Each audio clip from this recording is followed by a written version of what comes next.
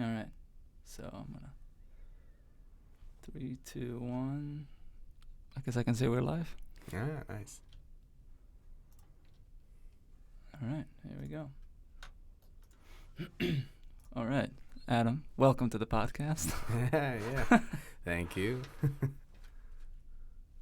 Hold on a second. I don't know what the hell just happened. Okay.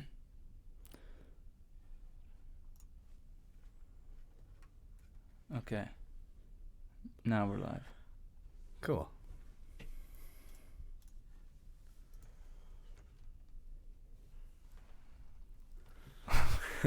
I recorded. All right. I put the camera on you for that part. I just thought it was funny. All right. So the topic of choice was simulation, the idea that we might be living in a simulation. This is proposed, this possibility, the theory that we might be living in a simulation. This is being proposed more and more often today. Mm-hmm. It's becoming a very popular topic. And actually the guy who is currently known, or I know him as the I know him as the primary figure or primary person who seems to be talking about it the most, or who kind of further kicked the momentum of the topic into popularity currently. Nick Bostrom, and he likes to distinguish between the theory and the argument. Okay. He's saying that they're not the same. Now, I haven't flushed out my understanding of the... Sorry. You're good. I got to get used to switching the camera. I totally forgot. It's been on you the whole time. Jesus. I'm sorry. It's all right. Ladies and gentlemen and whatever. Okay. Apparently there's a difference between the argument and the theory. I do not know what the difference is. I listened to him describe the entire thing at least once, and I listened to the first half of it like 2 or 3 times. Mm-hmm. I have trouble keeping up with it, but I know that one of the scenarios is that there's 3 scenarios. One scenario is that we are living in a simulation that was created by beings, some kind of civilization in the future, or in terms of future for what our technological advancement would look like. So let me back up. It's a little hard to explain for me. I don't know how much of it you've tuned into, but I've listened to it a little bit. You're saying that the first premise is kind of that a civilization creates this simulation to exist within before it goes extinct. Is that correct? Right. One of the main points, one of the main basis of the entire idea of this being a simulation, or the possibility whether it's a simulation or not, because he even made like a mathematical equation for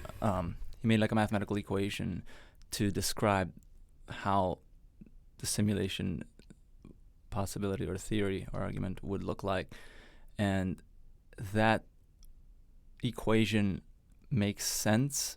Not that I know that it makes sense, it's just an equation, and I trust their credibility. So it looks like it makes complete sense, but it is in a vacuum. It doesn't say that we are in a simulation.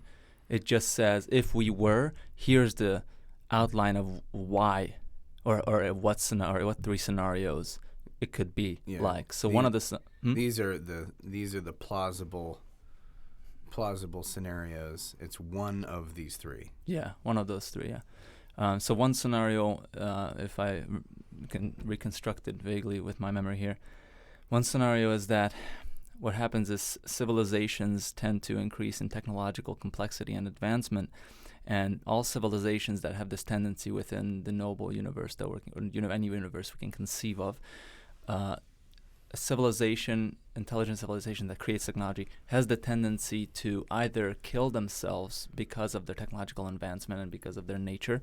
They either kill themselves before they reach singularity, or before they reach some crazy advancement level.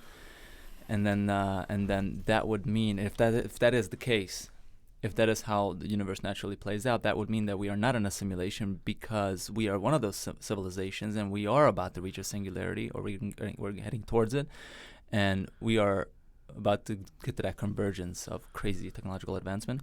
And based on the equation, if that scenario is the case, then we will soon destroy ourselves, which is great to think about. Yeah. Lovely. But and then the other scenario, is that what tendency the civilization has, an advanced civilization has, is to create technology that's at a crazy level, and instead of destroying themselves, they start creating ancestor simulations of unbelievable realism, and some of them enter that simulation and they live there, I suppose, forgetting that they are in a simulation, because I would assume that would be the most fun way to play a simulation.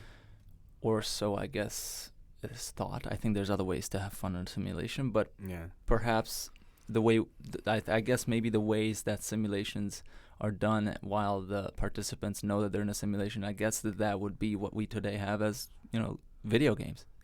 Or movies even, where you have no interaction. Which it's, and kind of maybe the idea that, like, if we are technically an ancestor simulation, that, like, maybe this point in time, to think that this point in time was at any time ever considered a golden age. It was like, that was back when we had the resources and to create like a Nintendo Wii, like back when, everything was fairly light. I mean, there was plenty of death in the world, like there always is, but like to think that maybe this was a golden age. Sometimes to me, when I thought about it the first time I listened to that, I was like, how plausible is it that this would be a desirable golden age for anyone? Yeah, that's funny. I think this is a great, it's a, plenty of an interesting time to be alive, but it just makes me think about what might be the precipice of history, what might be the top of the arc when it starts to fall. Yeah. Sorry, small technical thing, because it's the first episode, so technical shit tends to become a thing. I would recommend slightly lowering your volume, because your volume on here on the mixer is peaking a little bit. No, that's the thing. No? It's not close to where it needs to be. Is that better? So that way you hear your own voice, and you know how loud you need to. Does that sound pretty good there? Too much? You can get a little closer to the mic itself. No, just pull the mic closer. You don't have to move to it. There just we move go. it to you. It works for you. Yeah. I made the boom go boom. Cool. All right. Thank you. Sorry. Okay. Yeah. This being a golden age is a weird concept to me, but it makes sense in the sense that every human generation tends to look back to the past and romanticize it. And like we look back at medieval times, and now we create ancestor simulations. We create video games based on that theme. And that's the thing with with video games, though. Video games come out of currently, for the most part, video games are there for novelty and they're for entertainment, and so that brings up the question: is like, if this is a simulation of such sophistication and it's just so convincing, that maybe the motives of a simulation like this, maybe it's not about whether or not it was a golden age or a fun time to be alive. Maybe this is a time of crux where something went wrong, and we're playing this out again to see if we can't maybe win. You know what I mean? Yeah. Instead of so it's like this ancestor simulation of like right before a huge cataclysm happens, because of our misunderstanding of the technology we wield, or certain times in history when consciousness is at a peak, or you know what I'm saying? Yeah. That's interesting to me because it makes me wonder what motive an advanced civilization that would simulate us, simulate this, or simulate them, put themselves in a simulation like this, what their motive would be. And based on what you're saying, what you're positing is, to go back and see what they did wrong, or go back and try again. But they've already did what they did, so what are they trying to correct? And I could think of it, it's not like a civilization would go back into a past form of their history and re-experience that, unaware that they are in a simulation. I don't think they would do that to correct something in their present, because the simulation can't correct that. I would assume they are almost sort of looking for an existential answer of some kind of question that they then have, but they're like, maybe in the real world they're thinking, we lost something and we don't know what it is. We lost something internally, spiritually, collectively, as a collective image of ourselves, or as the way we behave collectively. We lost something, and maybe it's just that we know too much, and maybe we need to limit how much we know. How about we put ourselves back, 1,000 years ago or 500 years ago? We put ourselves back to that form of our existence, exactly the way we know it was at that time in history. Yeah. We put ourselves back in there, and we re-experienced that. And then somebody might have went, yeah, but we know that that's not true. So why would we do that? Why would we re-experience it the way we're supposed to re-experience it? And then the guy, the person would go, it's easy. We just forget that we're in a simulation. Yeah. That way our experiences and our choices are authentic. Yeah. So the motive is, just the ideas are endless. Yeah. So, I was even listening to another forget who was actually explaining this one, but it was after I listened to that lecture on the 3 possible outcomes, which I don't know if we can get to that in a minute. I don't know if you want to explain the 3rd possible outcome. Yeah. Just to get that out of the way, so our listeners know which things we're talking about here. Yeah, it's a little difficult for me to, because I haven't read the PDF itself, but I have it right here. And the technological limits of computation. There's actually good notes for us to discuss. Mm-hmm. Technological limits of computation. The assumption of substrate independence. Introduction apart from the internist. Sorry, folks, a little rusty here.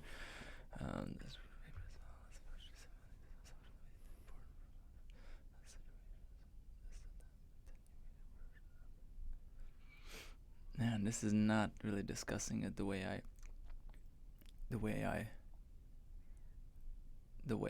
remember the video being. Anyway, if I was a stranger listening, I would have stopped by now. I would have been like, "Fuck these guys! they don't even know the topic they're talking about." No, I'm just joking, of course. Yeah. No, I mean, me hosting this. I mean, I should have been more ready with that part. But the thing is, like, I know that you and I have enough of a philosophical depth, or at least like just we tend to respond to most questions with so much to say. And that's one of the reasons I was brave enough not to have it already summarized and for us to recite. Well, the tangents are almost always plenty. Yeah, but yeah. Not to boast about my philosophical depth. It's more just the idea that our conversations are always fruitful. Oh yeah, which is part of the reason I'm like, let's put this on a podcast. But so the first argument is that all civilizations destroy themselves before they can make a simulation.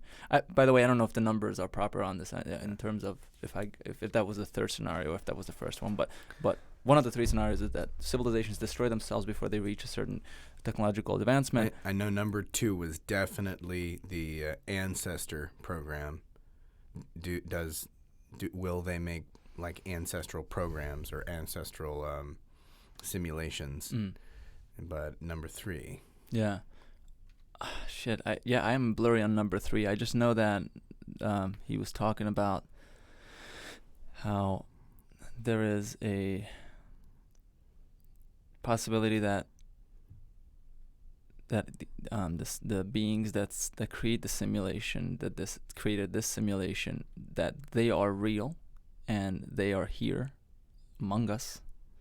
And they know that it's a simulation, and they created the rest of us within the simulation, meaning we have no bodies outside of this one, outside of this simulation. We don't really exist, but we are simulated beings. So we would be the simulated beings, and the select few or the select whatever of these people who created the simulation, they themselves are real in terms of having a real body out there. But I know I'm conscious, so if I'm not a real person out there, then I guess simulations are capable of creating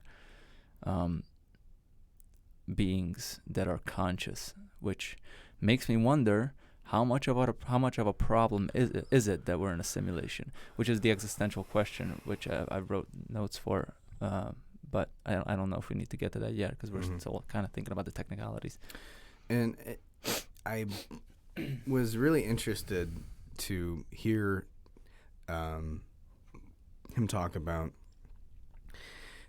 the idea that when you're talking about this being a simulation, a lot of people get caught up in like the thought that, oh, well, if this is a simulation, well, what's the difference between that and like God? Like the concept that like this is God's simulation. It's like, so he's like, no, let's not get into that. I'm not talking about a metaphorical, That's true, simulation. He did mention that, that represents some sort of a true, authentic, tangible, like living human blood, like organic simulation that happens the way it will in the universe. He's saying, no, we're saying that this, in fact, is a technological simulation for, all intents and purposes. Yeah.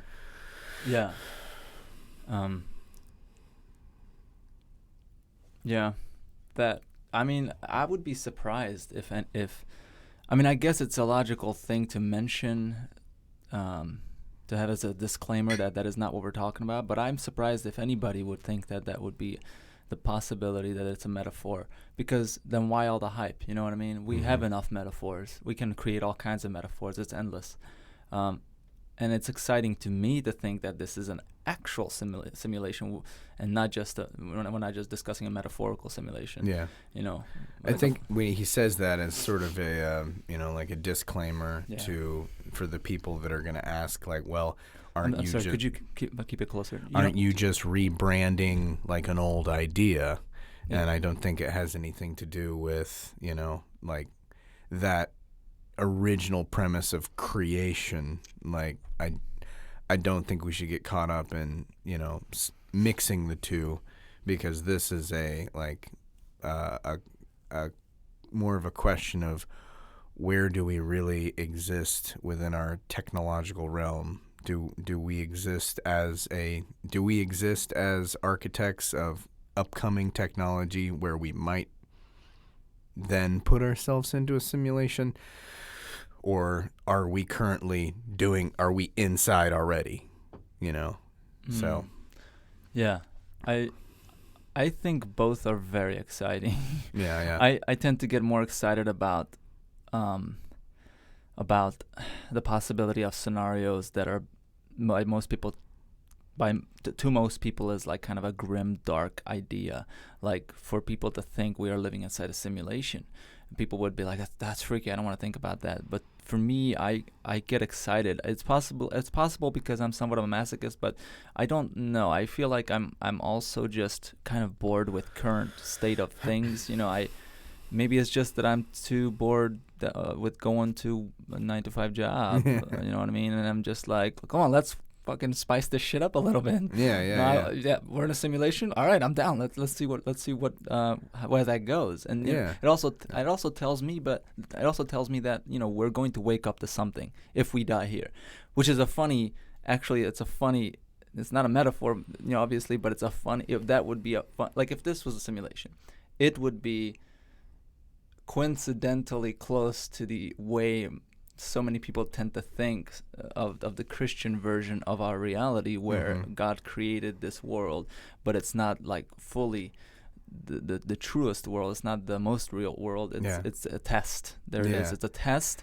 We are here for a temporary amount of time, and then after this is over, we're going to go where we spend most of our time, because this was temporary. We're going to go to a place where we spend eternity. So it's almost, in a sense, if you spend eternity there and you spend a temporary amount of shorter time here, like 100 years or 60, 70 years of your lifespan, it's almost like you're waking up to that other place. So in a sense, Pardon. in another sense, it's almost like you could call the Christian version of our reality a simulation. This just wouldn't, it's just the Christian, the Bible or the Christian folk, I'm sure wouldn't talk about it as a technologically advanced God. Yeah, it's like, here's fucking simulation. Enjoy this. Yeah. But that's the thing is like if there was a designer, then that doesn't necessarily mean that's God. That could be Carl. You know what I mean?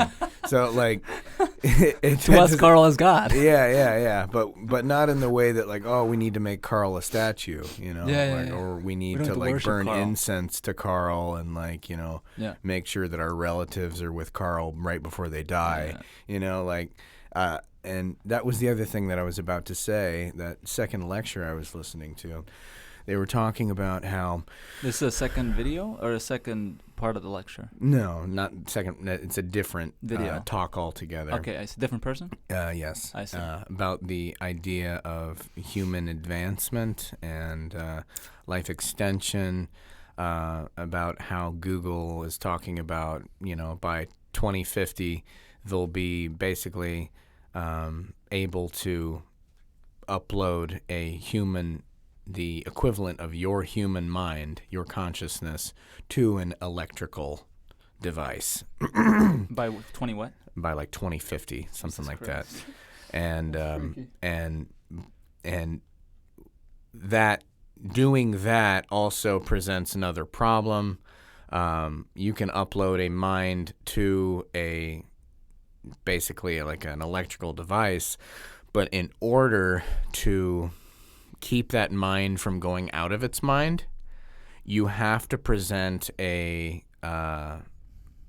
convincing reality for that mind to live in. So the source of these claims, do you know by chance if this is evaluated by... This is a second. It was another TED Talk I was listening to. Let's see. So the reason I'm asking is because it sounds like psychologists would say this. And we can cite this afterwards, sure. And we can provide links. I mean, I was just listening to it. Well, if you can just give the vague name of the video, I'm sure people can look it up themselves as well. I mean, I can provide these afterwards. Well, the question is afterwards. Dig. If this is over, then we won't be able to send out info to them. Yeah. Let's see here. Because people generally tend to look this stuff up out of sheer interest, as long as they have like a title of something to go off of.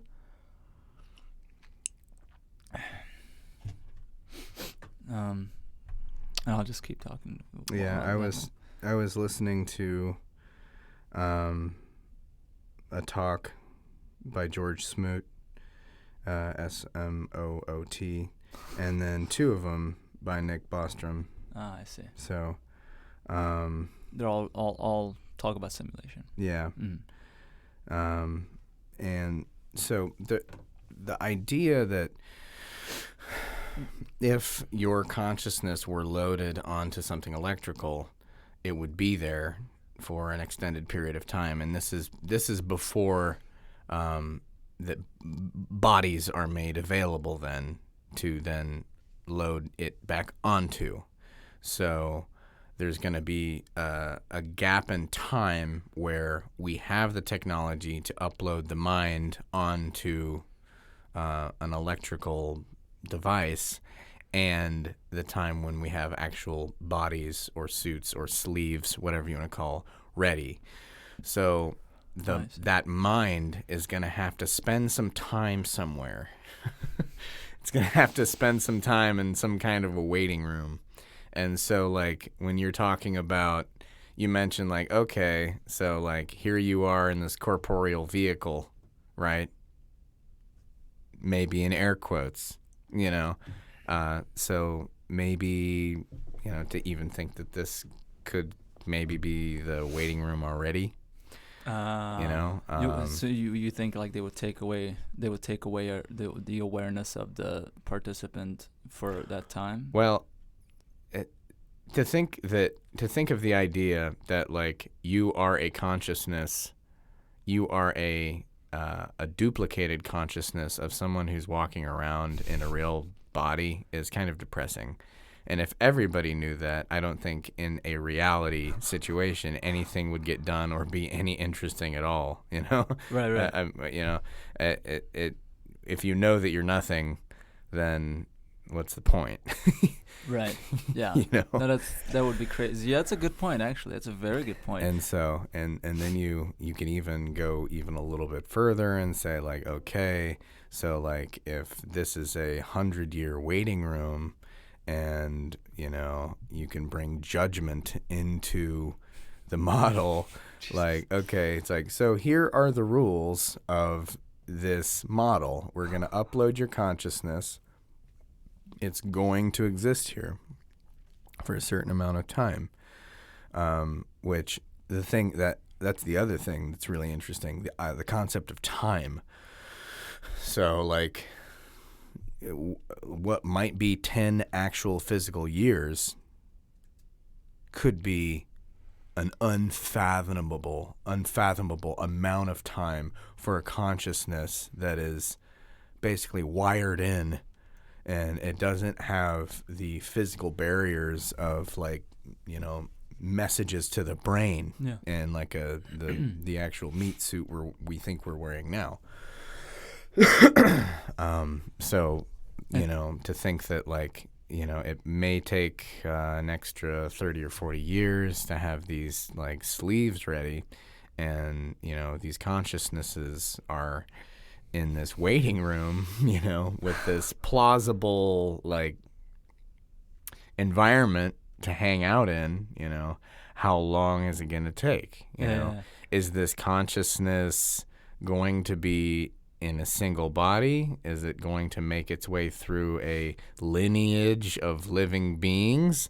Like one consciousness equals great grandmother, grandmother, grandson. Like great grandson. Great great granddaughter. Oh yeah, sure. I'll get a little refill there. Okay. Which is also interesting. I mean, you could go anywhere with the possibilities, but the idea that the contents of your consciousness would have to wait somewhere for a while they're cooking up a sleeve for you.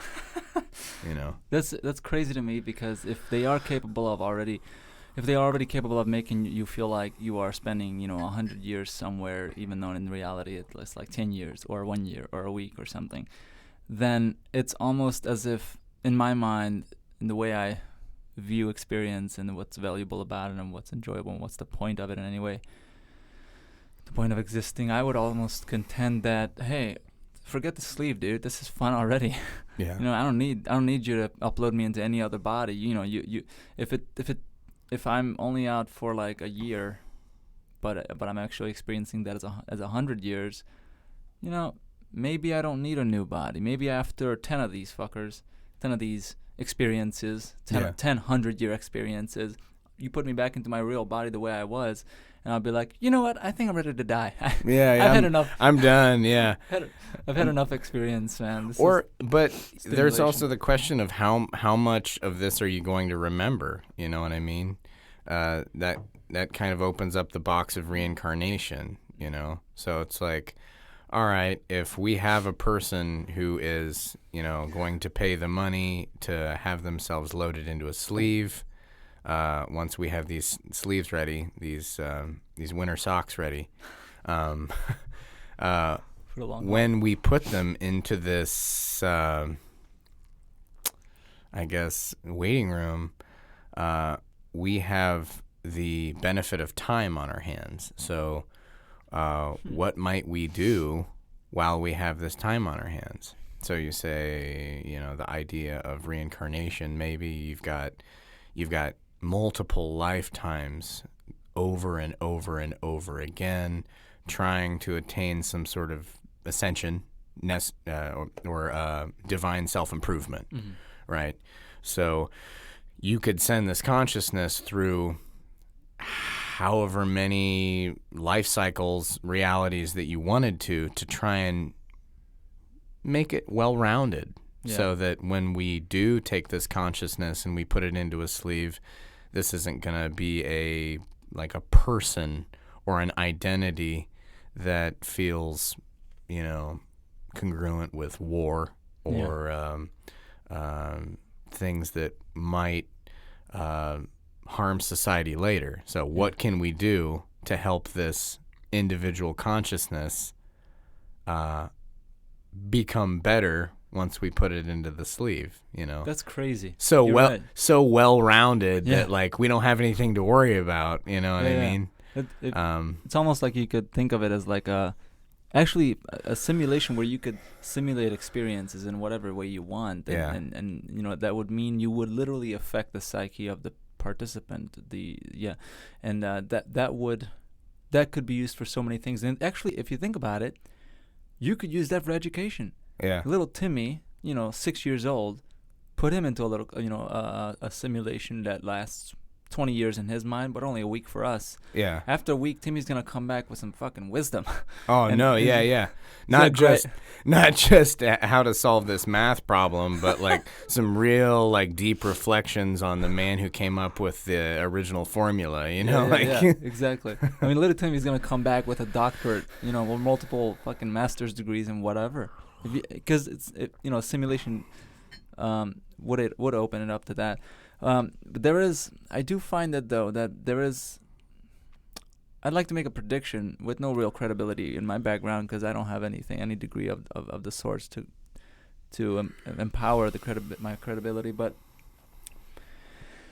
I would contend that there is going to be noticeable people, the leading experts on the creation of the simulation or the creation of whatever device we're going to try to use to move consciousness to wherever. And this dilation of time or our sense of time, I think there is going to be a trade-off of some sort, because it's like we want to say we came back from a dream and we had all these experiences and blah, blah, blah, and this is how much I learned from that. We could say that. But I always notice that so many of our memories just disappear about those dreams, and even the lessons of those dreams, so quickly. Yeah. Yeah. It's just gone, and it's as if we had the dream, we had the experience, but somehow the values we would have derived from a similar experience in real life, those values somehow don't get generated because it was only a dream. And it's not that we realized it was only a dream so we didn't derive value from it. I think it's just that the mind isn't capable of drawing that many values, generating that much wisdom from a dream experience that felt like 2 days, even though you were only asleep for one night. And it makes me wonder about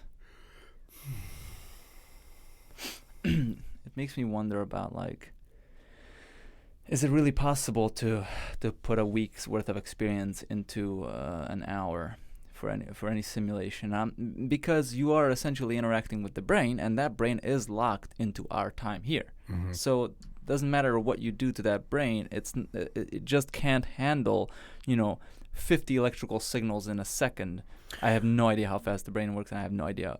Like I said, I have no experience in this, but I'm just saying, let's say the brain's limit is 50 fucking hertz. I'm not naming real numbers, people, but let's say the brain is capable of taking in 1,000 signals per second altogether. Now, you put it into the dream state, it's emitting alpha waves or theta waves or whatever waves you want to call it, or whatever the proper names of those waves are. The point is, you can increase the frequency of how much input you can put into it, but I think the limit will always remain the limit. So people often talk about, like the movie Inception. Mm-hmm. People spend lifetimes there, but in reality, it was only like a day. Yeah, well, and I think with the dreaming, it's part of the idea that there are no real signals being sent. So those signals that might have been sent from the hand or from the foot or like cold wind on the face, those aren't being sent. Yeah. And so the brain is just that, dreaming. Yeah. It is, and it's not taking signals. It's using its imagination, or like people think it's sifting through like the day's events in some sort of weird metaphoric way, But since it doesn't have to wait on since let's just say the ball is in the glove, right? There's no catch. No one needs to throw me a ball. So like if that ball is constantly in my glove, like we don't have to worry about time. Yeah, and because it takes zero time to catch a ball you already have. Yeah. And you could be given all these skills, or you could be given this imagined, repeated occurrence of you catching a ball in the glove 1,000 times, but in reality you never caught the ball 1,000 times. So unless the physics and the environment of the imagined world, simulated world or the dream world, unless those physics are accurate, completely accurate to the real world, there won't be any actual lesson learned. Yeah. So the physics of that simulated reality have to match the physics to some degree of the real reality if you want the values derived from that simulation to be useful in the real world. Or I guess you could generate values and lessons learned and wisdom understood that would be gained from a simulated reality. You could use that in another simulated reality. I guess it would be valuable that way. I just see like something is being lost. Like it doesn't matter. You could put up a solar panel, or you could put up like a windmill. You could put up a windmill to generate electricity, but you will always have a little bit of energy lost in the fact that you had to build the windmill. The windmill is grinding away slowly at its own material, so that's it, and there's energy being lost there. There's always a little bit of energy being lost. So you're never actually performing magic. There's always something going to be lost, and I'm just wondering when that's going to be realized, if that's going to be realized. I might be completely wrong. Again, I don't have a degree in this, but I just intuitively, that's what I'm expecting for Google or whoever. Sorry. You're fine. Yeah. For Google or whoever creates the first simulation where it's like feels very real, for them to be like, oh, okay, sorry folks, what we promised you about feeling like you were there for like a lifetime, that's not going to be possible because your brain can't take that many signals in 1 hour. Yeah. So sorry, we can probably give you a lifetime, but it would take 30 years of your actual life. Anybody still interested? And I would be like, nope. See ya. I'd rather grind away my instrument, my physical bodily instrument here, with real things and have a guarantee that it will all pay off in some form or another. Even if it pays off in suffering, that's fine. At least that's like real and tangible, and it's not. I can't lose that. Nobody can take that away from me. Well, and and I personally think it's like my own opinion, of being alive, being here, whatever. Yeah. I see so many metaphors, in my everyday life and nature, kind of like you could say, like, you have a day, you have a morning, you have an afternoon, and you have an evening and a night, So there's there's an arc to each day, and by the end of the day, you are very tired and you're ready to close your eyes. Okay. Yeah. Maybe that's how the model's built. Maybe I'm only following the rules. Yeah. Maybe I'm like totally cool with the rules. Yeah. But that can be said for your life too, Yeah. The dawn being just a little bit of light coming out from the baby. The afternoon is when you come into knowing who you are, finding out really what you want out of life, and then the the night of your being is when you get very old and very tired, and you really just want to close your eyes, you know. Yeah. But I don't know how I would feel about someone saying, "Hey, we'll give you a whole lifetime, but it's going to take 30 of your real years." Yeah. What happens in the simulation? Does a digital representation of you pose that question to me with the 30 years left of the simulation, and then so on, like two mirrors face to face forever? Like, that doesn't sound like fun. You're saying simulation within a simulation? Yeah. That would be so just weird. This continuously opening blossom of Simulations. Yeah. Just imagine in terms of if there is a payoff, if there's a trade-off to being going into a simulation. Imagine if inside that simulation they do one more, and then inside that one they do one more, and if the actual organic brain that's out in the very real world, that brain can't take more than a certain amount of signals per second. Imagine how fucking diluted or weird like the fourth or fifth or 10th simulation down the drain that would be like. Like, imagine coming back from all those simulations with almost nothing you really gained. You just had like a specific experiences. That's cool, but you gain nothing from it and that you can use later. You come out of it, and it actually reminds me of just like what I understand so far about I either other people talking about it or whatever experiences I may or may not have had myself with drug use. Mm-hmm. And some of them I wouldn't even classify as drug use because there's so many different versions of it. You know, heroin and marijuana. Mm-hmm. I would not put them in the same category. Oh, no, you know what I mean? But for the sake of semantics here, I have to. And so, but the mind-altering substances. After a trip, my impression has been in the past that I came out of it and may or may have not have been. yeah. I may or may not have come out of it. Every next thing I say is gonna have may or may not in front of it. Right? How about everyone just assumes that? But but coming out of it, I realized that this was fun, but I don't know if I've gained anything from it. It's as if the values that I experienced were experienced during the trip, but as I come out of it, the value, not only the trip is over, but the values are over too. It's as if I feel like the values, it's like you have running water to wash your hands. You wash your hands, and you're like, this water is amazing. I love experiencing this water, the way it flows and everything. And once it goes down the drain, the water goes down the drain. So does your appreciation with it. Okay. Because you don't have water anymore. It's gone down the drain. You know what I mean? Now, this is not to be negative about certain substances' benefits. I think they actually do have tangible benefits that you can realize later on. Absolutely, I think that's true. Relaxation is easily one of those benefits. I was going to say it may or may not require a few more experiences. Yeah, what am I was talking about my ass because I'm a fucking rookie at any of this. Oh, no way. I don't think so. I kind of.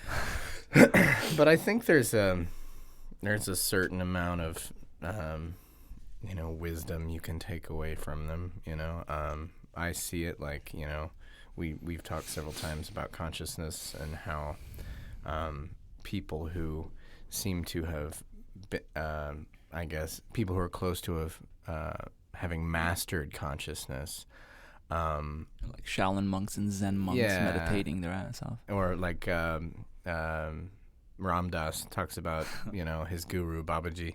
Okay. About this this little old man in a blanket, and he shows up one day and he's like, what do you carry with you? And he's like, well, I carry these things in my bag and I carry this. And he's like, what's that? And he's like, this is LSD. And so he's like, what does that do for you? He's like, it's a drug, it's a mind-altering substance. And he's like, give me some of that. And so pretty powerful stuff, even for LSD, I guess, what he had. And so this is not Ram Dass. This is somebody Ram Dass is talking. Ram Dass he's talking to his guru. Okay, yeah. And so his guru is like, "Here, give me some in this glass." And so he puts a couple drops in there, and he's like, "More." And he couple more drops. And he's like, "More and more and more." And so he's like, he's dropping like several. He's like 12, 13, 14 drops of this high test stuff into this little glass of water. And so he's basically, he's like, "Okay, here you go," and he just knocks it back. And he said for the next, several hours, they're all still just hanging out together. And he said that, like, outside of him looking over every once in a while with just a little twinkle in his eye, it was primarily he was the exact same.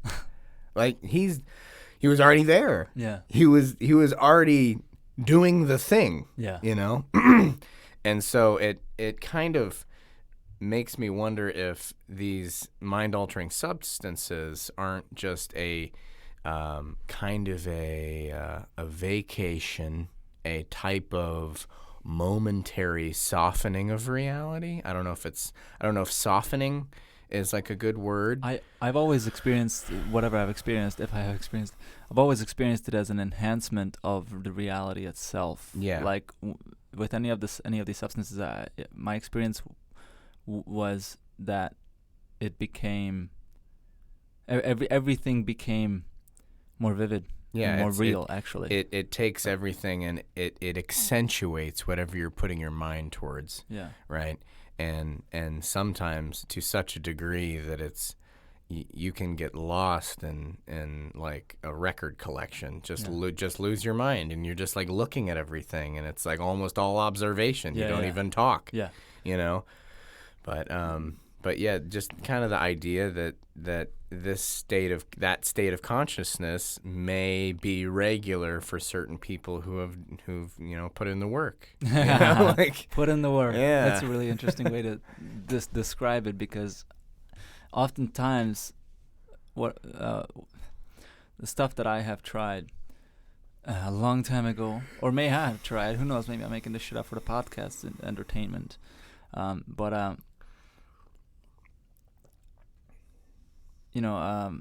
just lost my train of thought. What was the last thing you said? I'm sorry. I was like, things you've done in the past. Things I've done in the past. No, before that. The last thing you said. Softening of reality. Yeah. Put in the work. Yeah, put in the work. Yeah. Sorry, thanks. Jesus. So putting in the work is often how I view it, because any experience I might have had, it would always be this recognition of I can do this on my own.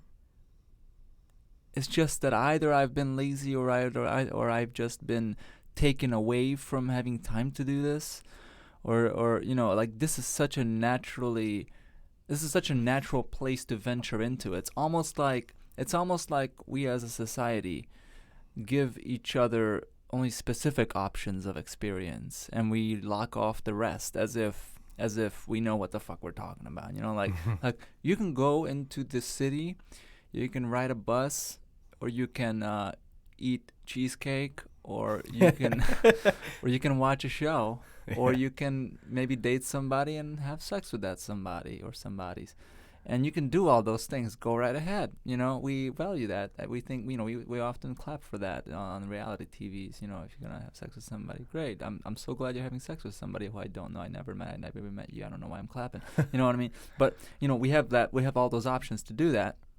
But then these other things you can experience with your mind, such as substances, we're like, no, not that. And when one experiences those, one may realize that this is innocent. There's nothing wrong with feeling this way. Yeah. You know what I mean? It's just different. But hey, the first time I learned how to take a shit as a child, I was freaked the fuck out. Mm-hmm. Actually, my grandmother told me that the first time I, because potty training is something all children go through. And the first time I actually did it into, I don't know what it's called in English, but it's like the little like fake toilet. whatever. Oh, a little training toilet. Yeah, training toilet thing. And the first time I did it, she says that I started crying, and I was like, I did it. I was freaking out. And, like, I don't have the experience, but if a child cries because they just took a dump, that probably means they freaked out a little bit about it. And that's an experience. That's a mental, emotional, physical, sensory experience you have, and it freaks you out the first time. Now, just because people freak out about something for the first time doesn't mean it's bad. Yeah. You know what I mean? Automatically try it a few more times. The first time I tried the first time I tried something, I would get a little paranoid. Mm-hmm. You know what I mean? And then I had to contemplate, do I ever want to try this again? And I did try it again, and then I was like, oh, it's not that bad. Next time I'm like, I'm starting to get hang of this. Next time I watched a movie while trying it, and I was like, I see. This is what the ancient Indians were doing, and no wonder that so much wisdom comes from them. No wonder they can be one with nature. Things we may or may not have tried. Yeah. And obviously, we are neither condoning these things or damning them either. So, yes. We are a completely neutral party, and these are all hypotheticals. Yes, we may just be this hip wannabe folks, hip wannabe two guys who have never done any substances, but act like we do just for the sake of this entertainment podcast. Just a couple of folks. A couple of folks. Oh man. So yeah, but so altered states of mind, if experienced through substance or experienced through simulation, it's just such a new thing anyway. It's a completely new thing the substance abuse is not a new thing. That's been done for millennia, forever. Humanity existed.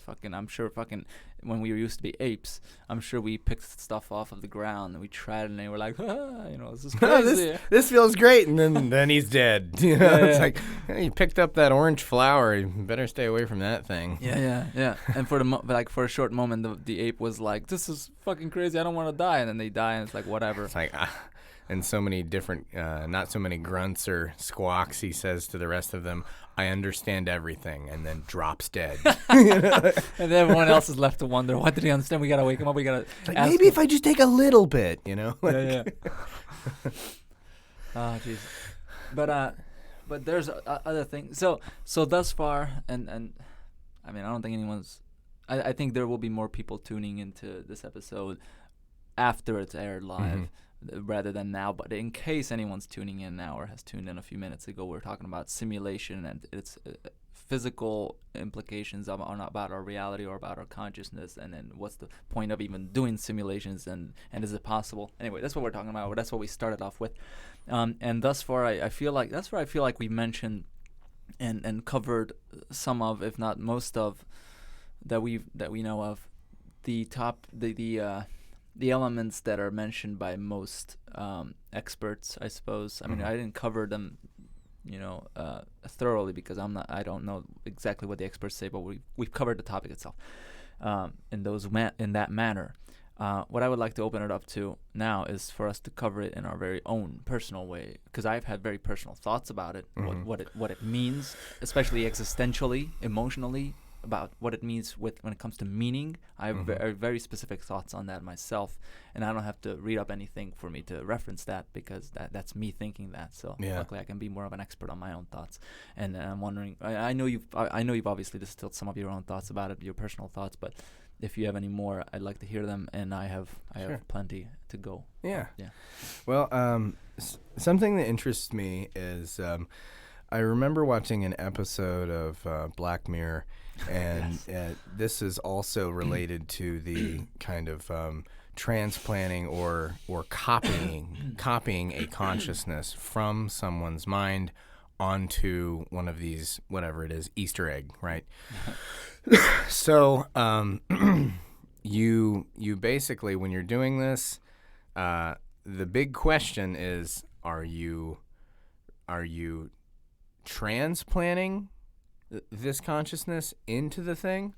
Because if that's the case, some of us would say the consciousness would have to go out of the body. So, you know what I'm saying? Yeah. So are you transplanting it? Are you moving it? Or are you copying it? Yeah. And I think the answer is you would be copying it. That's what I think the answer you would is. definitely be copying it. And the big problem that people have with that is the big problem we've all been trying to get over forever. Yeah. But it's not me. Yeah. That's just a copy of me. Yeah. The copy of me keeps going. Yeah. What about me? Yeah. You know? And I think that right there, that question might be the example that we need to understand. Maybe not me is the answer, you know? Maybe not me, it's that question of ego death that is all too familiar with, people who, use substances and experience altered states. Yeah. So it's not you. It is a copy, But were you to get somewhere where you'd say, oh, it's okay that it's not me. I'll just go and this collection, this library that I have amassed, A library of experiences and yes, memories. Yes, will continue adding to itself as kind of a memorial to the things I like and what I consider myself. Since I've finally come to the terms with I don't have self. Yeah. I no true self, like I'm going to do this as a memorial. And this memorial will go on thinking it's there and thinking it's me. Yeah. And that's kind of a weird thing to think about, that like you are just a, kind of a flame that keeps burning, while the original dude is long gone, It's crazy because actually I think your use of the word flame is almost perfect in how I think about consciousness. Because I think about consciousness in the sense that it's I see it as a pattern that can occur in a location, but we only say location because we have a sense of I'm here, everything else is there. And I want to sometimes say that is arbitrary, and that if you just realize that you're not, you don't exist, is just awareness occurring, then you can realize that there is no location either. It's just everything is relative in location to everything else. And so you want to say, I am this flame. That's cool. Did you know that this flame is exactly the same flame as that? It's just the little fingers of the flame don't happen to whip up the same manner as the flame over there. Yeah. Well, yeah, it's because it's not the same flame. No, it is literally the same atomic structure. It's literally the same phenomena. Yeah. Oh yeah, and that they even in all sorts of different mystery schools, they talk about consciousness as a fire, right? So like, and it's kind of like an electrical fire, right? And so like, not like the fire that burns things. That fire is kind of a metaphor for the fire, that exists inside of human consciousness, and that we're all like, you get one birthday candle. That's your body, Keep that flame rolling as long as you can. Yeah. And do you mean I'm this birthday candle? Is that what you mean? Yeah, and we're all on this great big birthday cake, called Earth. Well, if we're using, that's my book coming out next year. This birthday cake Earth. But yeah, so like we're just a little piece, a little tiny flame from this immense, endless source of eternal consciousness fire. Yeah. Which a lot of people explain as Godhead, whatever. Yeah. I'm not gonna say, the regular G word, old dirty drag through the mud, but you know what I'm saying. Right. And I that is one of the best examples for me personally that I kind of equate consciousness to. It's this, I know that I'm gonna die, and all my favorite things, and the memory of my favorite sandwich, and like the foggy, warm, tableaus in my head, and memories of my grandfather pushing me on a swing, or like that person, that little boy, is gonna die one day. Like, that's gonna be over, and rather than cry about it, the experience itself was the point. Yeah.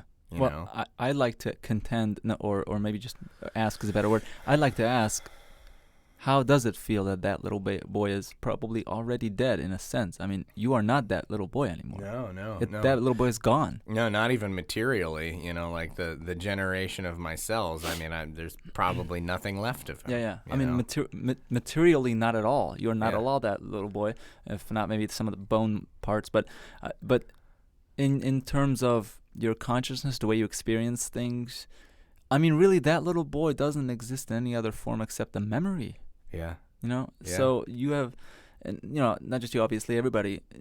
We sometimes I like to think of consciousness. Actually, these anecdotal ways of describing consciousness or thinking about consciousness that I like to throw out now that there's podcasts happening.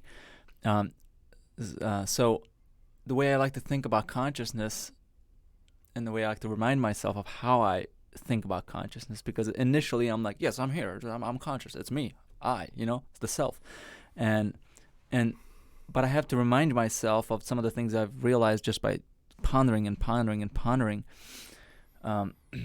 this question, is that I feel like if you were to be to think about what it's going to be like to cease to exist, you cease to be aware, you die. And people are upset by this idea, but it's not like your death is going to be the end of you. I mean, it is the end of you, but it's not that death is not going to be bad. Death is going to be the end of both the good and bad. It won't be. What? It won't be. Death won't be. Your death is going to be. Death won't be. That's the only thing.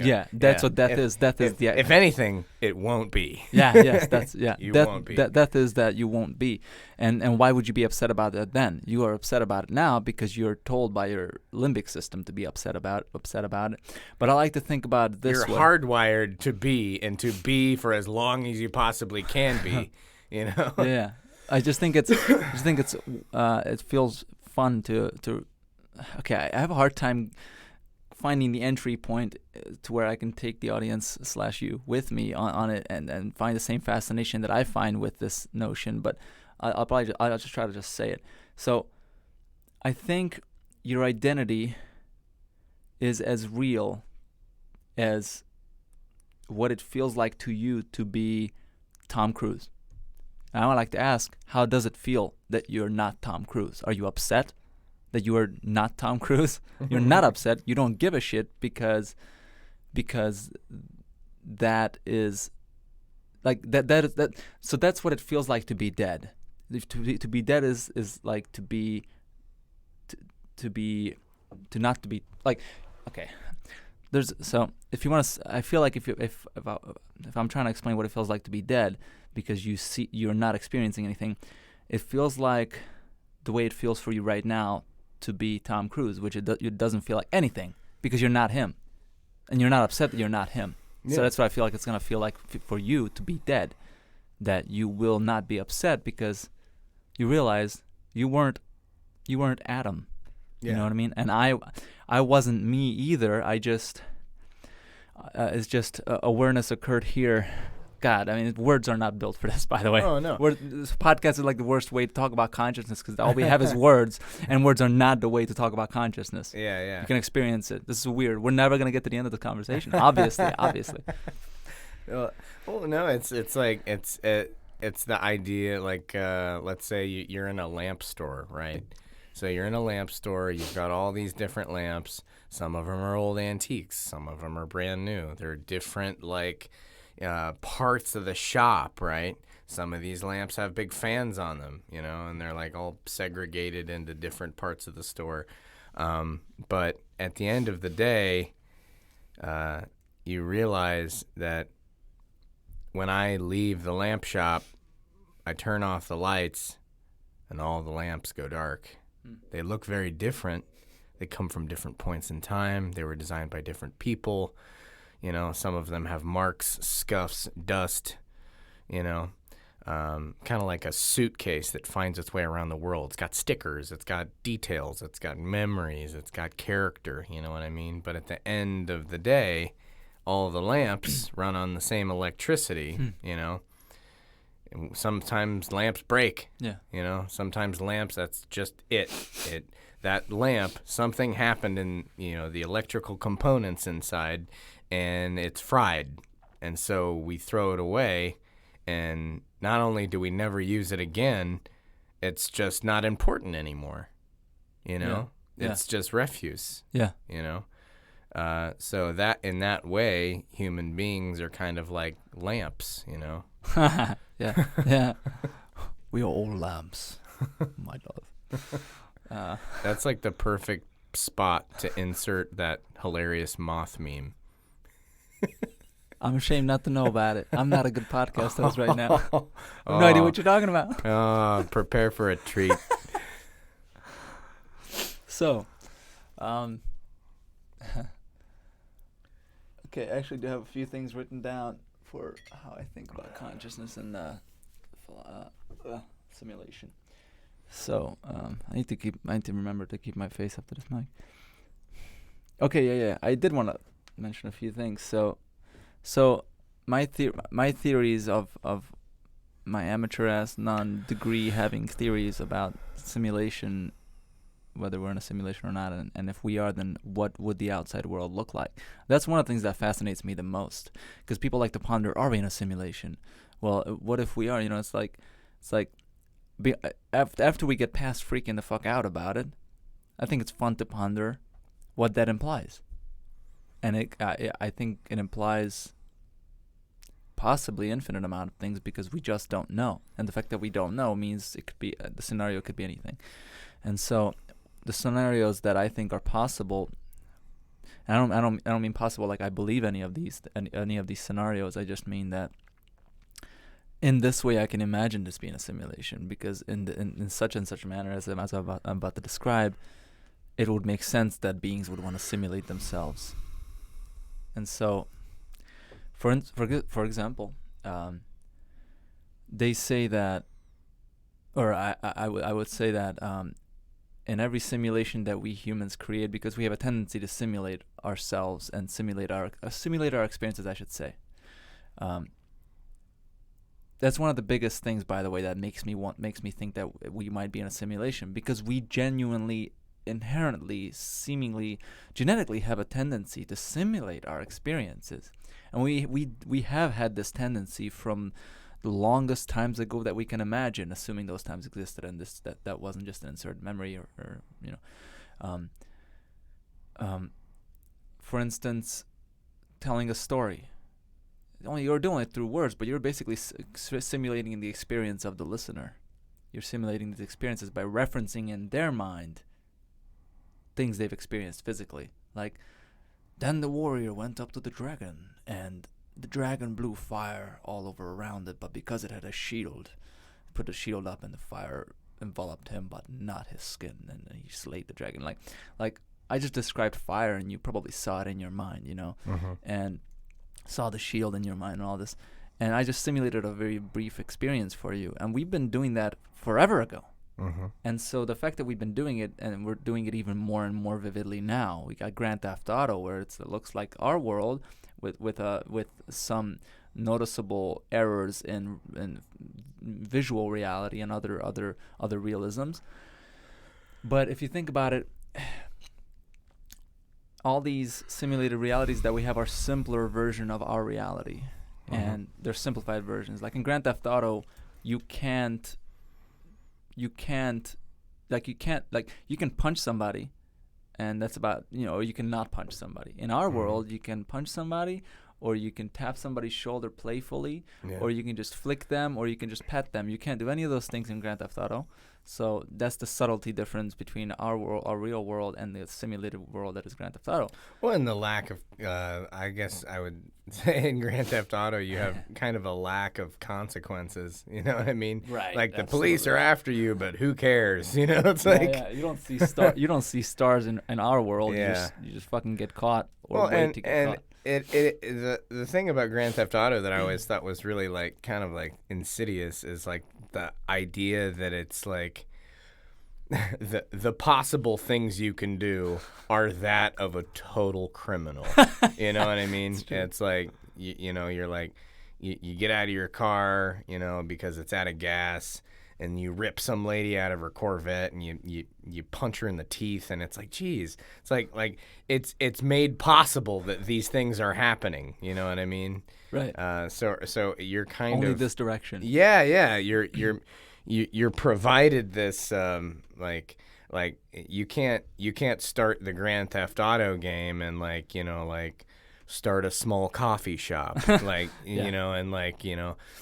work at it for years and raise 2 children and really have a satisfying, simple, quiet life. It's like, no, you're gonna be stealing cars and shooting mob bosses and strip clubs. It's like it's weird that I'm laughing at it like it's so new to me and so crazy to me. I played my ass off with Grand Theft Auto. You know what I mean? So it's like very familiar to me. It's my favorite. It was one of my favorite, if not the favorite game. And basically, it is a simplified version of some of the things we can do in our reality. But to fuck with my own mind, I often ask this question: if Grand Theft Auto is a simplified version of our reality, then if we are in a simulation, what is our reality a simplified version of? Because we can't open a coffee shop in Grand Theft Auto. Fine, we can do it here. What can we not do here that we can do in the real world? And is time much slower there because it's faster in Grand Theft Auto than it is here? Yeah, and like the other question I have is like, okay, so like I can sit here and say, like, if I'm not really eating this sandwich and it tastes great, who gives a shit? Who cares? Like, I don't really care about the sandwich. The sensuous experience of eating the sandwich is great, and I enjoy it. And part of me doesn't care if it's reality or not, because that's nice. And like, I feel nice and it's great. It's a fake sandwich, but it tastes the same. That's Cypher's opinion from The Matrix. Yeah, that's the whole steak idea, right? But where do we draw the line? Where do we say, oh, well, this is okay, but that's not? So like, the sandwich is okay, but like the concept that like, if I'm driving to go meet my girlfriend, the only reason she's there is because my car drove past an invisible trip point, and I'm not really talking to a woman I'm in love with. Yeah. That's where it's not okay. Yeah, I agree with so you. It's not real, and even though she is a very wonderful representation of a person I might fall in love with and am currently in love with, just because they've done such a good job doesn't mean I would be okay with it. You know what I mean? Yes. That's where I draw the line. That's where I say, okay, this is where I need the real thing, which is the same, probably could even be closely related to that same idea of, hey, you just copied my consciousness. I'm still here in this body that's gonna die. Yeah, that's not me. That's second me. Yeah. You just lit a second candle off my flame. Yeah. Yes. Wow, what a good ass metaphor. That's great. But this candle is an LED, and it's gonna last for 16,000 hours. Meanwhile, like I'm down to like a quarter inch, and I'm about to start burning frosting on the birthday cake. Dude, you really have your way, you really have your ways with metaphors, by the way. Just to I think throughout my life, I have been very good at adapting my explanations through simple metaphor because maybe it's making up for my lack of vocabulary. But that's I just think how I tend to explain myself. right. I think it's the wisest folks that all the wisest teachers from the East, not all of them, a huge amount of the wise teachers of the East always use metaphors like, a person is like a river, it's always a metaphor. I think it really works. And great minds often contend that visual fuck it. Elon Musk was saying how images are far quicker and more compact methods of communicating large information than words are. Way better. And that's that's what we do now on social media. Yeah. Communicate in memes. Packs so much information, and you get that information in a matter of a few seconds. You look at it like, haha, scroll, you got it. You know what I mean? As opposed to if it was only words, you'd be like, that's funny. All right. It would take you like 20 seconds to get it. Yeah. So I think metaphors are great. I was going to bring up why, though. Why is it not satisfactory to you that you got a tripwire or whatever, and that places your girlfriend to the home that you recognize as where she told you she lives? Well, it's the same fundamental problem. It's the problem of, hey, that's me. It's like I've found someone so wonderful that compliments me so well and seems to know me, and but it's all in correlation to me, how I define myself. I'm still worried about me. I'm still worried about the me I've made. Are you talking about like this inescapable self argument of you do everything you do, even if it's benevolent, you really just do for yourself because a feeling told you it's rewarding? Yeah, I've had a million sandwiches that were good. You know what I mean? It's very easy to away with the sandwich. It's very easy to away with jumping off a rope swing. It's probably even the same amount of ease it would be for me to say like, oh, my friend asked me to sit in the passenger seat of his Corvette while he went over 110 miles an hour on the highway. Sure, great experience, but if it really comes down to it, that's not who I am. Those big relationships in your life, because people tell each other who they are as almost a reflection.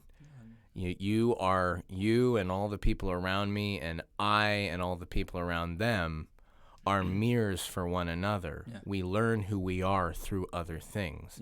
And when we find that one person, or maybe 2, 3, 4, whoever, how many people you decide to be in a real actual emotional, sensual relationship with, to say that, okay, I'm with a fake representation of something because I consider myself so real. I'm thorough, everybody. You know what I mean?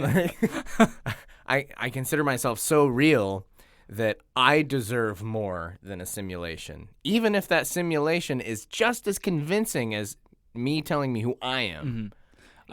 I see what you're saying.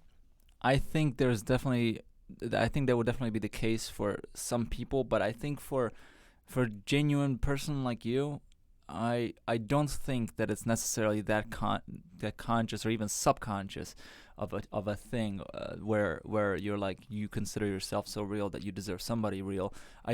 I would say that I would assume that it's that you want the guarantee that person will be around for the future.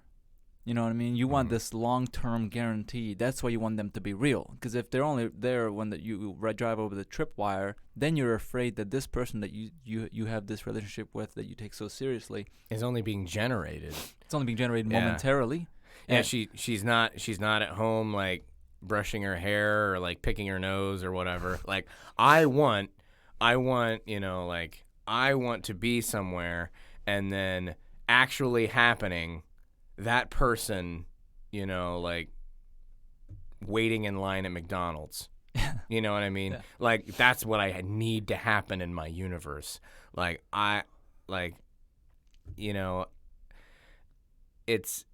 it is about how genuine something is. You know what I mean?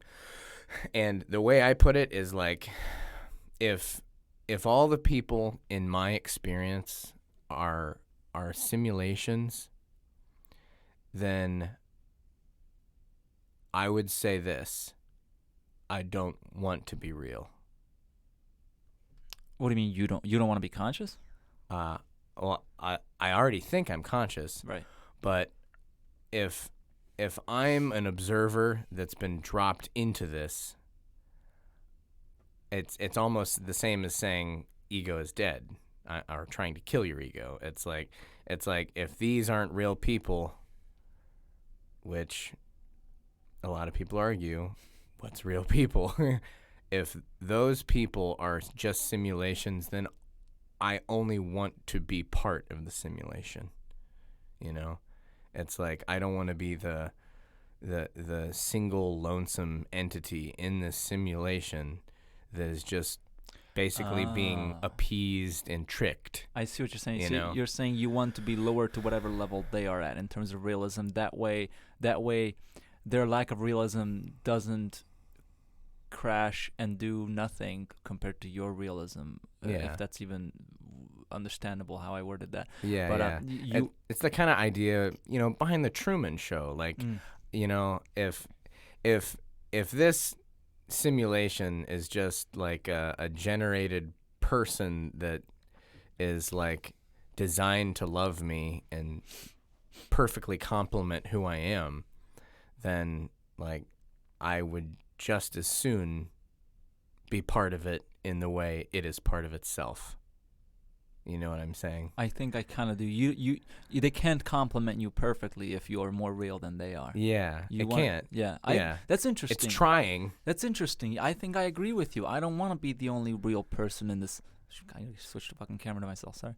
I don't want to be the only real person in this simulation. Like one of the scenarios by Nick Bostrom, and those folks that was proposed was that maybe there is a few real people experiencing a simulation within which there are simulated beings who may be conscious. Yeah. They may be conscious, but they don't have a body outside of that simulation, outside of this simulation. Yeah. So it might just be that you and I are simulated beings, and the people that run the fucking world are the real people who have bodies outside of this, and they're experiencing us, and we're as conscious as they are, except we don't have a body to be transmitted back to after we fizzle out, or our code ends the loop or whatever. And so in some sense I almost if my loved ones here and my friends here are simulated beings and I'm one of the people with the real body out there, I might just not want that real body. I might just be like, I'd rather be a simulated being, because my experience is real regardless. I'm still fucking conscious. Yeah. You know what I mean? And that's another And the idea of like, so when it ends, like, if we are a program that runs, then do we show up in the same hospital bed that we were birthed in the first or 1,000th time? Yeah. So like, keep running the script. Yeah. Keep letting me do my linear path of memories as if I haven't done them once already. Yeah. Yeah. Like, it's kind of there was an episode of The Twilight Zone called Willoughby. And spoiler alert, if anyone has not seen Willoughby yet, or Next Stop Willoughby, I urge you to pause the podcast and find the episode, watch it, and then come back now. Beep. All right. Beep. All right. This is where you come back in. So in this story, basically what happens is there's this guy who is he's one of the higher ups at an ad agency, and his life is just work. You see him frustrated for so much of the time, and and his boss is always breathing down his neck. And there are these montages that you see in his head of his boss, and his boss is like, push, push, push, push, push, push, push. Never stop pushing, push, push. And so he's putting so much like stress on this guy, and basically he's he comes home from work, and his wife has fallen in love with this archetype of the powerful businessman who she is very slowly falling quickly out of love with, as she realizes that this guy has sort of a gentle side and that he doesn't really want to do this, and he wants to go fishing and do some like regular easy things, and she resents him for it, and he just feels so alone. And every night he comes home from work on this train, and he falls asleep on the train like clockwork every single time. And he keeps having this dream while he's on the train that he's on another train that's older. And there's this conductor who keeps saying, Willoughby, Willoughby, this is next stop Willoughby, all passengers off for Willoughby. And so he keeps waking up on this train, and every time he wakes up on the train, he realizes that like he's just shy of getting off the train. And Willoughby is this picturesque town, looks like it's like set in like 1913, and like all the women are walking around with beautiful sun umbrellas, and like there's always a band playing in the middle of the town on this beautiful gazebo, and it's just like this, it looks like a postcard. And so he keeps, waking up with just enough time for the train to take off. And basically what happens is he falls asleep on the train, and he wakes up, and conductor hasn't left Willoughby yet, and he steps off of the train onto the ground and walks into Willoughby, and he bumps into these two kids, and they've got like fishing poles, and he's like, "What are you doing, boys?" And he calls them by name. He knows who they are, and so he's like, "I think I'll go fishing with you too." And so he just walks away, and then you go back to him in his real physical state, and you realize that he has flatlined, and he's dead in the hospital bed. Right? So it's like, which dream will you live? Yeah. Or which life would you like to dream? Yeah. Wow. So, yeah, I guess that would be a question eventually that I think would come up. What makes you consider a reality more real than another reality? Authenticity. What do you consider the constituents of authenticity? What makes something more authentic than something else? Like Cypher's question in The Matrix. Spoiler alert, but if you haven't seen The Matrix, shame on you. Yeah. This is not a spoiler alert. I mean, if if you just crawled out from under a rock and haven't seen any of the Matrix movies yet, dude, I got two buddies who haven't seen it, and I'm like, what? How can you have not seen it? Anyway. What is this E.T.? Yeah, exactly. And also sometimes, so I build these little models in my head about what a plausible scenario would be if this was a simulation, and just how friendly is this simulation scenario to our current state of emotions? Because maybe it's not as serious as we think. Maybe it's not like we're gonna die and wake up. What happens when we're asleep? We don't fucking know because we're unconscious. And have you ever experienced something and half asleep, half dreaming, or half asleep, half awake, and you realize, holy crap, my brain has complete control over my memories.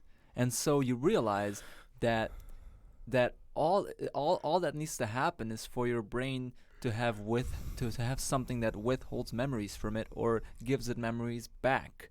So it's possible that your brain is storing all these memories from the real world, because when you go to sleep tonight, you wake up in the real world, and when you wake up, you look around, and suddenly it all comes flooding back. You're like, I I do this about every 2 days. I go into the simulation called Earth, or the human civilization or whatever. I go into the simulation every night. So when you go to sleep in the real world for the night, you wake up here, and you do all this, and then when you go to sleep here, you wake up there, and then you go take a drink of water, and you come right back. But you don't remember that experience as it really happened. Because in dreams, it's almost as if it's been scrambled with nonsense. I agree with that. What I meant is that there's the parts of your dreams that are unconscious. It's parts of your sleep that are unconscious, and I can also argue for why you have dreams that are scrambled, because the people who designed the simulation would think to themselves logically, I think if we're going to load ourselves into these simulations and forget that we're in the simulation, we're going to start wondering about reality, as we do here anyway. We're going to start wondering about it, and then wonder why we're unconscious when we're asleep. Let's do this. Let's insert some fake experiences into those sleeping periods, so that we all just assume that nothing happens except some nonsensical shit. But it's even weirder than that, because it's not just nonsense. All right, so like let's say it would be nonsense compared to the real world that you wake up to. Yeah. But the strange thing about dreams is like your brain, like you, when you feel love for somebody, or you feel nostalgia, or you feel any number of these legitimately feeling emotions, right? Right. They feel so real when you have them. Right. But in our dreams, we know that since my brain has a switch for nostalgia, right? Sometimes in my dreams, it's going to flip some of these switches and make me feel a certain way, because it has the ability to do so. Yes. It has the ability to think that, like, to the ability to give myself the feeling that this is this is a real memory, or this person in this dream I'm with right now, I have memories of in the dream. Like, it's like in the dream, like let's say you're in a relationship in the dream that you've been with that person for 2 years, right? Yeah. Right. It's like some alternate timeline where you're like 2 years into the future, and like the current relationship you're in now is in shambles. It's gone. It's something that is not currently happening, and you're somewhere else with somebody else, and you've got plenty of memories in the dream to back it up. But then when you open your eyes, the memory of the face you saw is not recognizable. Yeah. Yeah. It's not someone you know. Yeah. In the dream it was. Yeah. Because your brain is shooting all these switches, and it's creating this simulacrum of convincing notions. Simulacrum? I can't pronounce it. I don't know is that what you're talking about? Simulacrum, yes. Okay. Yeah. Like it's like also a simulation. Yeah. Yeah. It's simulated emotion. It's simulated It's all the things seem convincing, and familiar. Yeah. It's that's the spooky part, is like when something in a dream seems so familiar, and then you wake up and it's alien. Yeah. Well, I feel like that's the part that's exciting from a philosophical standpoint, but really existentially it's kind of creepy, because you realize your memories can be manipulated. Yeah. And they are done so by your own brain. Yeah, it's like when you fall asleep and you have your dreams, it's like your mind is just dancing. It's just, seriously, it's just any tale. And like so many times you try and bring some sort of meaning, or some sort of some sort of like moral story from some dream you had, and in reality that's not what's going on. Right. Like your brain isn't creating operational stories for learning for you. Your brain isn't making movies that you get a little something out of at the end, you know? Yeah. Like, that's not what's happening. Right. But we are so hardwired that when we're hearing a story or being told something or watching something, we expect a lesson. Yeah. You know? Yeah. And we usually get it too, even if it doesn't give it to us. Yeah, purposefully. you invent it. You know? Yeah, It's like, there you go.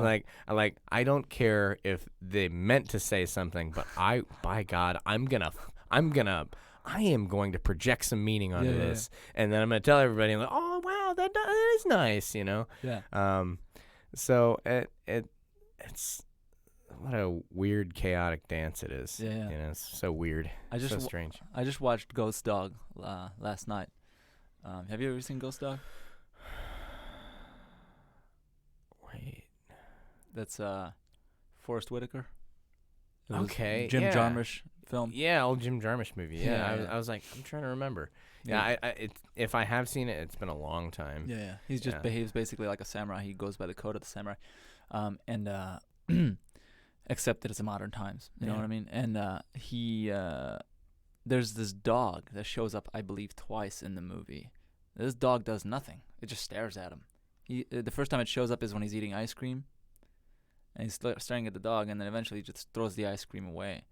And he assumes the dog wants the ice cream, but the dog doesn't want the ice cream. And he tells the dog to go away. And the dog goes away, like immediately understands him. And then the second time it shows up is like near the end of the movie when he's about to do some heavy shit. Spoiler alert. For like 10 seconds, just don't listen if you can't handle I think you already spoiled it with the ice cream. Well, I'm about to spoil. Dude. So, spoiler alert. He's going into an action. He's going to basically into massacre the mafia, and he knows he's going to die doing it. That's his perception of it. But before he does that, he sees the dog again. The dog is just sitting there staring at him, and he looks at the dog. The dog has like a far more emotional face than he has ever had in the whole movie. So each time the dog has a very emotional face, and he just keeps walking. The dog just sits there. He keeps walking, and the movie doesn't explicitly tell us why the dog is there. But my assumption is that because he's living like a samurai, he's abandoning his own emotions for all these worldly things, because he views each day as the day he might die. That's one of the codes of the samurai, is to view each day as the day you might die. So he's basically really living in the moment, but he's not letting him have all the fun that a child would have. So he's probably not really enjoying the ice cream. Yeah. You know what I mean? And he's gonna go and do something that he thinks will kill him. Yeah, no matter how it tastes, your last meal is like your last meal. You know, Yeah. Like, give me an olive with a pit, right? Yeah, and I think the dog that shows up twice, it's those moments where his child self creeps up on him and says, "You wanna enjoy things to the fullest?" And he says, "No, I'm a samurai. I don't do that. I have this code, and I'm gonna abide by this code, and that's that." And so, okay. He's like, "Go away." I was like, "Okay, bye." You know, I feel like the dog is like a metaphor for his actual emotions. Like the heart of the golden child of his heart. Yeah. It comes out and asks if you want to reunite again. He's like, "Nope, I'm a samurai. I'm a warrior. I don't do that normal human shit anymore." Which, I don't know. I'm just reading into it. You know, I'm probably reading way into it. That's probably not the metaphor for the dog. But hey, that's what movies are. You read whatever you want into it. That's the lesson you take. And you were mentioning how, you know, you don't really take much away from these dreams, even though you want to pull some meaning out of them. You feel like you kind of can't. And I think that kind of this is a good moment for me to reference the original thing that I was saying earlier in the podcast about how it doesn't matter how many years you simulate for yourself in that simulation. When you wake up in the real world, there's just some kind of trade-off, and you realize you kind of can't drag lessons out of it. Mm-hmm. It's almost as if the simulation's experience, the value you get from the simulation is only valuable when you do it, and you realize the reason you need to go into a simulation is not because it's gonna do something for you in the real world, but because you just really like it. You go in there, and the value the lessons you learn there are useful there, and the experience is what matters. The experience of it. So the only lesson I think you might learn from from a simulation is experience is what matters a lot. You know what I mean? I think that's a valuable lesson, which I guess I just pulled the lesson out of the simulation. But perhaps paradoxically, that's the only one you can probably pull out of it. But obviously, I may be completely wrong. Again, I have no degree with any of this. So, and actually, that I think we've ripened the topic in this episode for us to kind of come to a little bit more of the existential questions. Is, does it really matter that we're in a simulation? Because and I like oftentimes how I can tell, by the way, in most real life experience, most of our situations that you and I are both taking part in. Like, I've seen you play music. I've seen you just hang out with people. I've seen you, just you and I talking and stuff like that. You seem to live in the moment pretty well, and you seem to appreciate the experience itself pretty well, which I think most people find hard to do, and I think you would agree to some degree that experience is really kind of all you have, and from that standpoint, it really is all that matters. Now, I agree it matters that your girlfriend is not just something generated, a code generated when you go over a certain bump in the road that tells the simulation to put your girlfriend back in her place there. Yeah. I think it does matter, but in some sense, your experience is all that matters. Is that water underneath that wire? Oh, yeah. Oh, okay. I'm just checking. Just a little. Sorry, I'm just checking. The table is fine, just so you don't have to put your elbow in. There we go. Yeah. So, all you have is experience anyway. Like, we could contend all day that, well, I want to have retirement money when I retire. It's like, fine, that's true, and you should work towards that. But to some degree, I think the fact that you're working towards your retirement money is your game now. Yeah, like, you're playing the game now, and while you might be working hard and you might be suffering to some degree by your own definition of suffering, you might be suffering for that retirement money that will come in the future long from now. Who knows? I mean, if it's a simulation now, you might just wake up tonight from this simulation and realize that you're never gonna get to retire because you were only in the simulation just for this day. Yeah, you're only waiting for your sleeve to be ready. Yeah. Great way to tie it back to the beginning of the podcast there. Just a quick question, by the way. How you feeling right now? If you want to take a break, I understand. Oh, I'm good right now. You good? All right. Yeah. I'm good too. Just checking. I might need to empty some of these liquids soon. All right. Let me know. I'll keep the audience going. But yeah, I find experience to be one of those things that is immensely valuable, and I keep realizing that really how much that is the key anyway.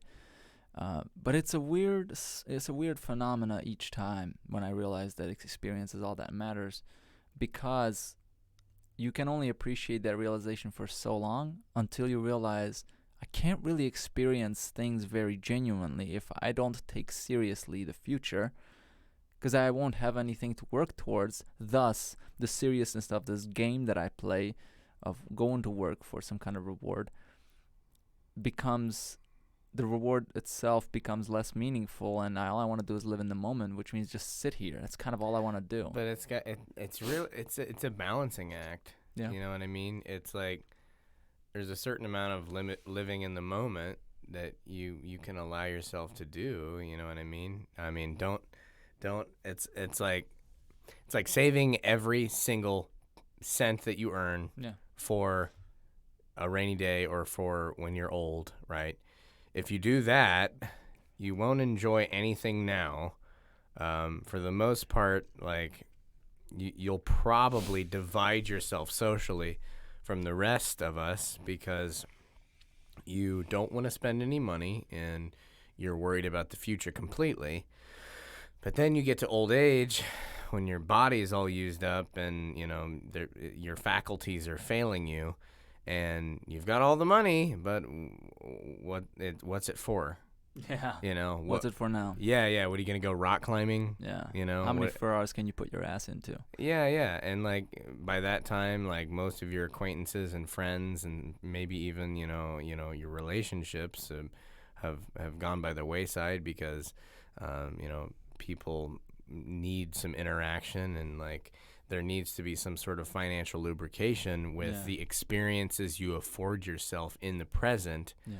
You know, and by that time, like, you know, people know that you're someone who doesn't want to give of themselves in the current state, you know, and so, like, some people die of old age, other people just have decided that you don't want to throw down on the present.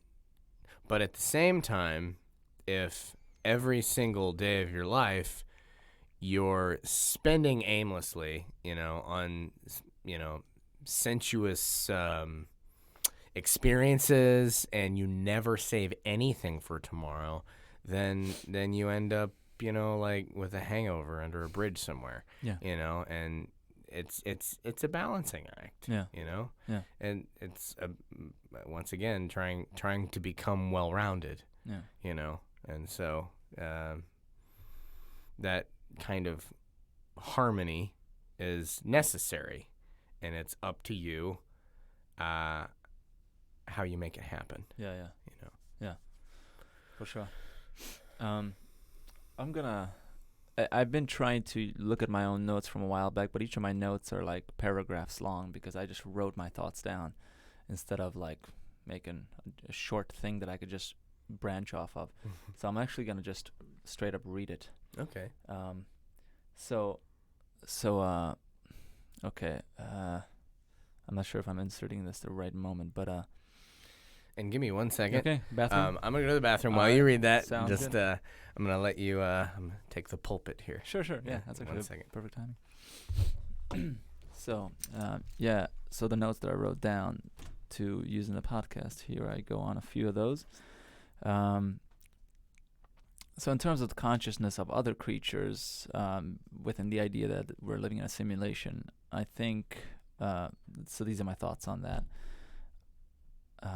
I do think that other creatures are as conscious as we are, but not the way we are conscious. I think they have an entirely different language of consciousness. In other words, just the way you learn a new skill, you find that you awaken to that mental behavior as if you now have that new form of consciousness added to your current ways of being conscious.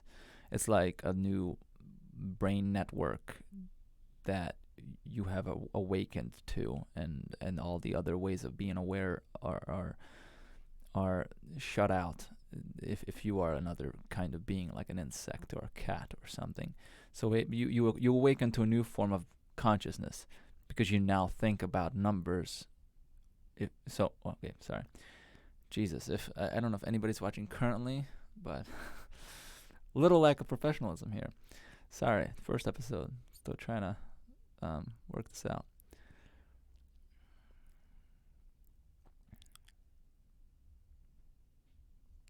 Okay, I think I need to reread my notes to myself and then sum it up better in these episodes. Anyway, I think we have a natural tendency for storytelling. We have a natural tendency to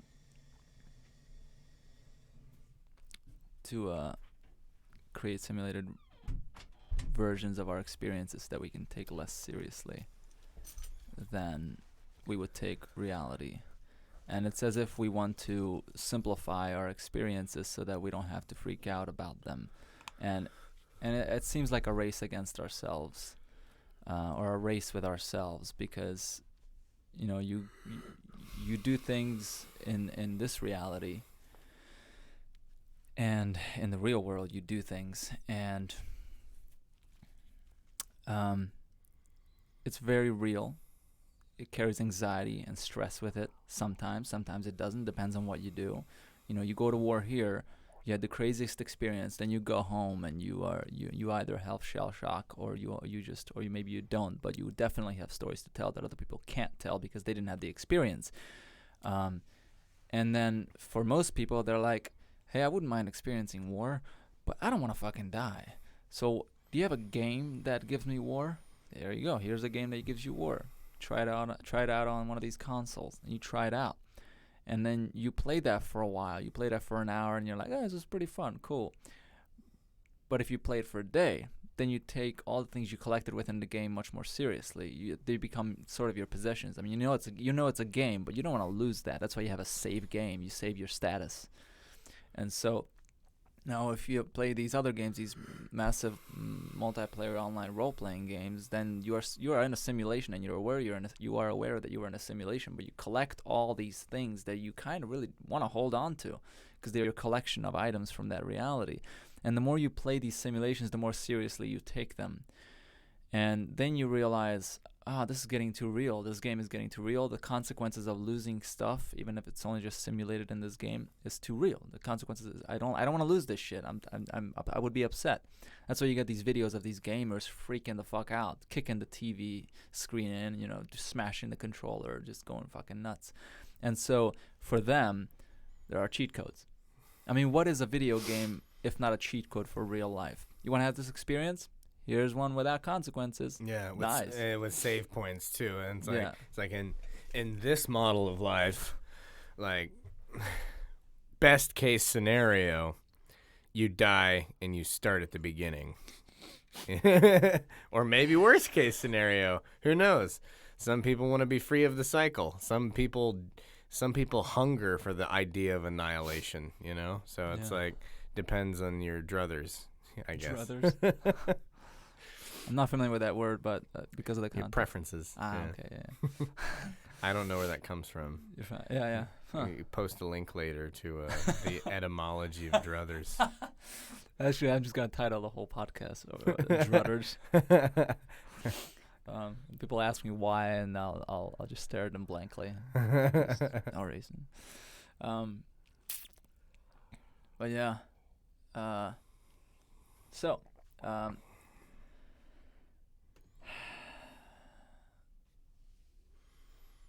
I think if this is a simulation, the real version of us must be similar to us. For having simulated ourselves unknowing that it's a game, we must be desperate for suffering and pleasure of this kind, a specific kind. No being wants this kind of suffering and pleasure unless it's similar to us, that being similar to us. So if the real version of us were emotionless, perfect beings, then they would remain unable to want anything specific, as they are utter perfection, like flawless symmetry, never falling to one side or the other. So I would contend that what we look like on the outside of this simulation, if this is a simulation, would have to be very similar to us, or to some degree similar to us. You know what I mean? Because I do wonder to myself, like for instance, in Grand Theft Auto, you have you don't really die, but you die pretty easily, so you can just wake back up, so you can play the game again, or you can play the game differently, whatever. The consequences are there, but everything is quickened in video games, and more simplified. And so if we are in a simulation, then outside of this, the real world must be different. Okay, I'm going over the same gears in my head about this concept too many times and getting a little jumbled here. So the way in which our real world here is different from the video game world, it's in that similar way that I think the real world outside of this simulation that we're living in must be different, but still similar enough. So I wonder if the simulation, do we look like this, or do we have more eyes, or do we see, or do we have something more than sight and taste and touch and hearing and all this other stuff? And we limited ourselves from all those other sensory perceptions in the real world by simulating ourselves here in order to escape the suffering of those sensations that we don't want out there. Like we play video games of war because we don't want to feel the pain of war, but we still want to see it. So we just limit it to sight and sound. You know what I mean? And so you talk about like extra senses, so like some sort of clairvoyance or like telepathy, like you get to a certain point where the organisms just talk with their minds. You know what I mean? I feel like they're one organism, because that's what the brain is doing. It's separate cells talking to one another. Once another. I can talk with your mind, we are together minding. So my mind is your mind, and our identities blend together. Yeah, and so like once that collective consciousness becomes a reality, to where like there are no more partitions, then Individuality, bye-bye. yeah, but at the same time, like, there's still got to be a certain amount in that collective consciousness that is combined, like we were talking about earlier, like this concept of ocean of electrical fire, you know, of the electricity inside all of us, right? So if that exists, you have to imagine that mass, like, must. I mean, if it's going to be, you know, it's going to be that way eventually, and then from that point on, people will just be that thing until it's just that thing, right? Which thing? I'm sorry. Just a complete, like, mass of consciousness. Oh, yeah. And so, which may want to simulate itself because it's now having it it's figured out everything too much. Now it's bored. oh, once you know everything, you know, once you are everything, Yeah. it's, I imagine it's got to be a combination of boring and exhausting. Yeah. Yeah. Dude. Like that aha moment is only an aha moment for as long as you say aha. Yeah. And then you're like I've got the rabbit. The race is run. The race is over. Yeah. You know? And here I am at the finish line / waiting room thing. You know? With my answer in my hand, and I'm like, oh boy. Yeah. Now what? Yeah. Again? Yeah. Again. Yeah, exactly. Yeah. Primordial soup, here I come. Yes. You know? Yes. That's awesome. Exactly. Dude, I don't have to be a scientist for me to I think this is a fairly valid point that I think just our natural tendency to simulate experiences, simulate our experiences, and make the consequences more and more real. And because we get bored with success because we're too fucking smart for our own good sometimes, and you know, whatever. Just that tendency of ours is enough to really, really ponder whether we're in a simulation or not. I mean, we're talking about it on a podcast, and which softens the blow. I think it softens the seriousness of it because, oh, what a fun topic. But we literally could be in a fucking simulation, and it should freak me out, and it's not, which tells me that I'm not taking it seriously enough.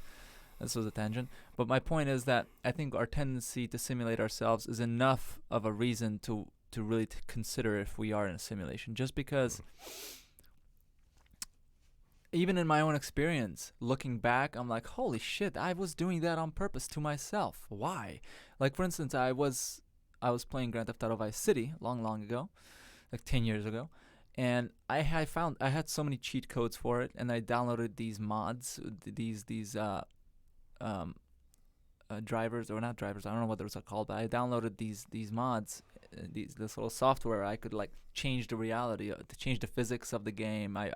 Eventually I was able to fly. I flew around the map, and I was like, look how powerful I am. Look at all these cops. They can't do shit to me. Oh, look at all these tanks. The army can't do anything to me. I feel pretty cool. I feel pretty great. That wears off after a while. It does wear off. Well, it has worn off. Yeah. And what I did, I accidentally did this because I got bored, and what I was, and I don't know the instinct. I don't know where the instinct came from, but I basically I had all these cops chasing me, and I took the stars. 5 stars is the maximum for anybody who doesn't know. But if you don't know Grand Theft Auto, shame on you. Just kidding. But I took the star level down to like 2 or 3, where you have only cops following you. But you know, and so I made myself. I just landed in a random location, and like I think it was in between the giant crates or these truck trailers. I landed there after I was flying, and I was like, I'm going to remove my immortality. That's already a weird move for a person with complete power to do. Remove your own immortality? Are you saying you're okay with dying? Don't you want all power? Apparently not. No. You know what I mean? Yeah. I let go of my immortality, and I basically took away all my weaponry. I left myself with a pistol, and I had to break out of that truck trailer yard. I had to break out of there with a 3-star level or 2-star level with the cops coming after me. I only had one pistol. I did this to myself after giving myself full godly power in Grand Theft Auto. Yeah. You know what I mean? And it almost reduces the idea of God to man / woman who lives alone. You know what I mean? So it's like the prompt behind any sort of experience is this this thing that is everything finally becomes so heartbroken that it must like experience everything, you know? You're saying The thing that is everything Yeah. must kind of turn in on itself Yeah. and then experience everything that it isn't, Yeah. you know?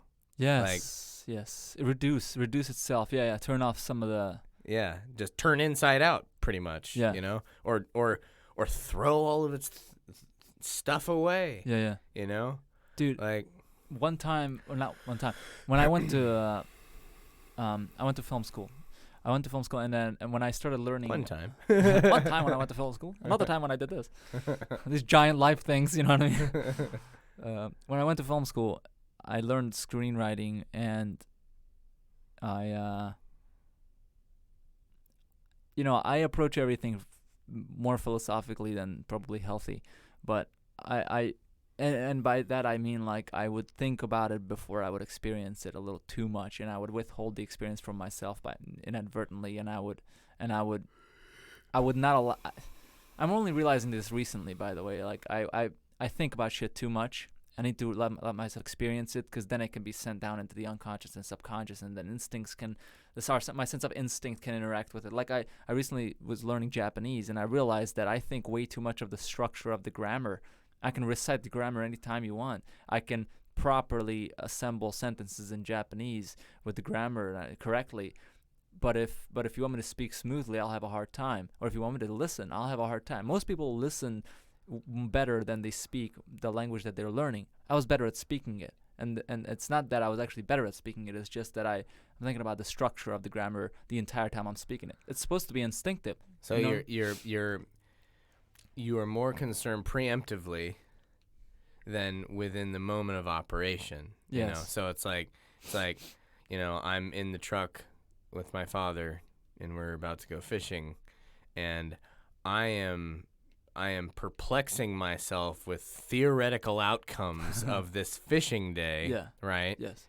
And so instead of just enjoying the fishing day as it unfolds, I have bound myself up in this feedback loop of like, well, what if I don't catch anything? Well, you know, well, that's just life. What if we fill a bucket with fish? You know, like, and so like in all this like worrying about what will happen, you miss what's happening. Exactly. Yeah. Yeah. So I would do that, and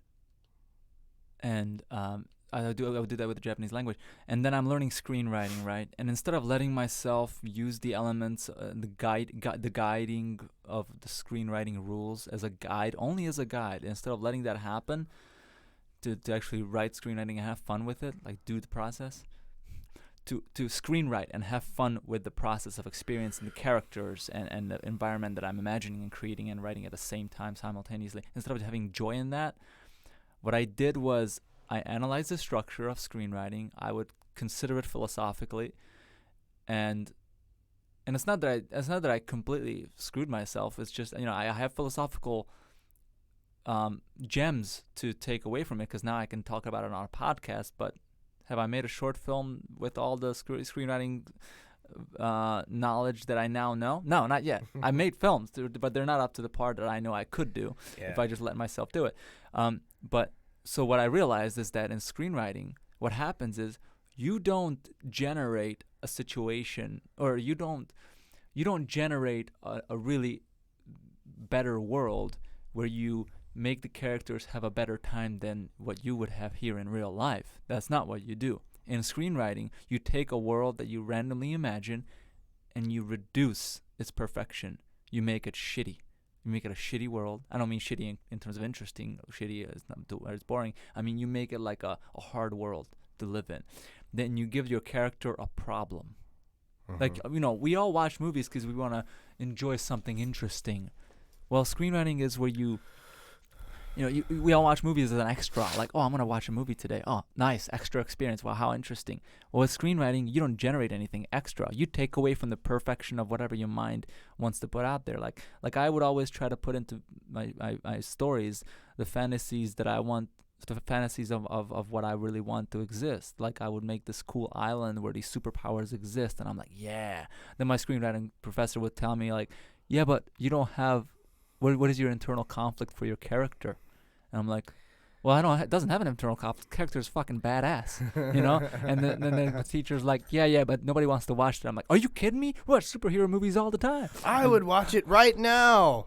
Exactly. And then my teacher goes, yeah, those superhero movies, that's why they're criticized to the degree that they're criticized. Because they're so surface. They're so surface, exactly. Yeah. And so what I realized, and that's in screenwriting and probably in all things that are artistic, you reduce the perfection until it's imperfect and flawed in an exciting manner. Mm-hmm. So it's exciting to have to escape cops between a truck trailer yard. Mm-hmm. You have to break out of that with one pistol. You Yeah. could have all the powers you want. You can fly. You can kill them with one button, but no.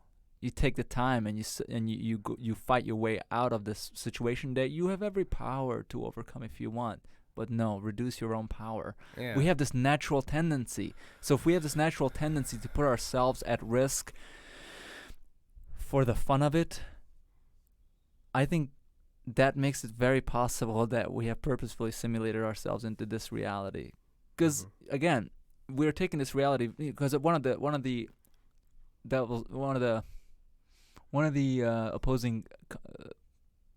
opposing arguments to that would be like, yeah, but this world is way too real for us to simulate ourselves into this. This isn't like a game. This isn't fun like a game.